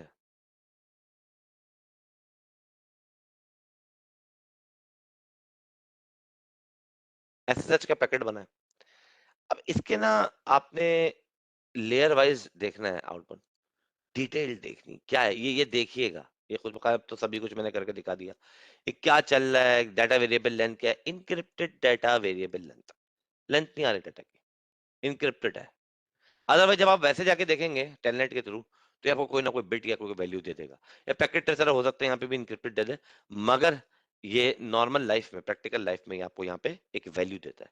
अदरवाइज टेलनेट के थ्रू जब आप करते हैं, वैसे आप कर रहे होंगे तो आपको नहीं, ये इस तरह मतलब आपका इनक्रिप्टेड है, आपको प्रॉपरली नहीं नहीं दिखा रहा है। तो ये जो वैल्यू है इनक्रिप्टेड की, ये मुझे किसी काम की नहीं है, मेरे लिए कोई भी काम का नहीं है। क्लियर होती है बात। ये चीजें घर पे करके देखिएगा, इंशाल्लाह ताला आपको और चीजें समझ में आएंगी। तो आज का लेक्चर हम यहीं पे एंड करते हैं, और उम्मीद करता हूँ कि आज का लेक्चर आप लोगों के लिए इंफॉर्मेटिव रहा होगा। तो अगर आप लोगों के लिए कोई क्यूरी है, कोई चीज है आप लोगों की, तो आप लोग वो मुझसे पूछ सकते हैं, वरना कल हम एक और लैब के साथ आएंगे, और कल का टॉपिक हम देख लेते हैं। आर्प, वाओ, आर्प होगा, और आर्प के साथ बहुत छोटा सा होता है आर्प। ये तो हो गया, आर्प के साथ 13 टॉपिक पढ़ा देते, आईसीएमपी पढ़ा देते हैं। सही है, आर्प और आईसीएमपी दो छोटी थ्योरी करके आर्प की लैब करके देख लेंगे। वैसे तो लैब ऑलमोस्ट करा दी है मैंने आर्प की, और ज्यादा कुछ टाइम मिला तो ट्रांसपोर्ट लेयर अपने आप में एक बड़ा, तो इसको देख लेंगे बाद में। सही है जी, तो इसको हम देख लेते हैं इंशाअल्लाह ताला। तो आप लोग एक काम ही कीजिएगा, कल के लिए आर पर वो का माइंडसेट रख के आइएगा। फिर IPv6 कर लेंगे, तो IPv6 में फिर हम उसकी लैब हम करके देख लेंगे। तो अगर कोई क्यूरी है तो बता दीजिए, अगर नहीं है तो फिर मैं इस लेक्चर को एंड करूं।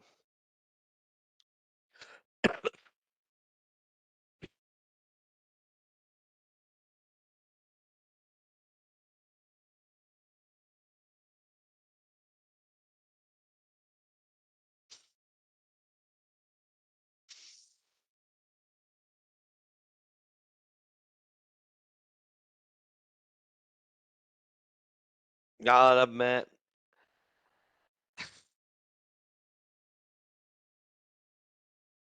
भाई अब आपने देखा होगा, मैं तो जहाँ बेचारा रहता हूँ वहां तो लोअर पार्ट बिल्डिंग्स जो होती हैं उनको ऐसे रखा जाता है। इंडस्ट्रियल का कोई गियर होगा, कुछ होगा, I don't know about it, कि उसको रेडी क्यों रखा जाता है।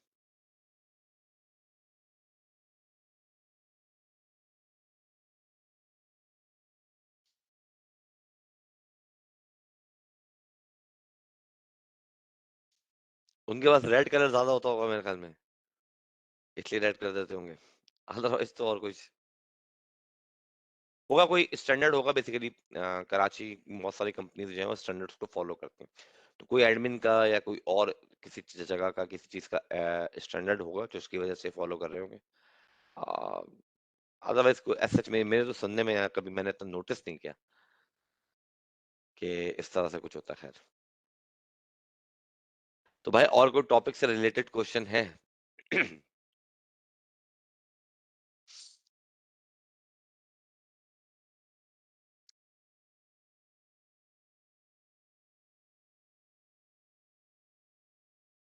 मेरे ख्याल में और कोई क्वेश्चन नहीं है, तो आप लोगों से फिर कल मुलाकात होती है इंशाअल्लाह ताला। अपना बहुत ख्याल रखिएगा। अस्सलाम वालेकुम वरहमतुल्लाहि वबरकातुहू। जज़ाकल्लाह।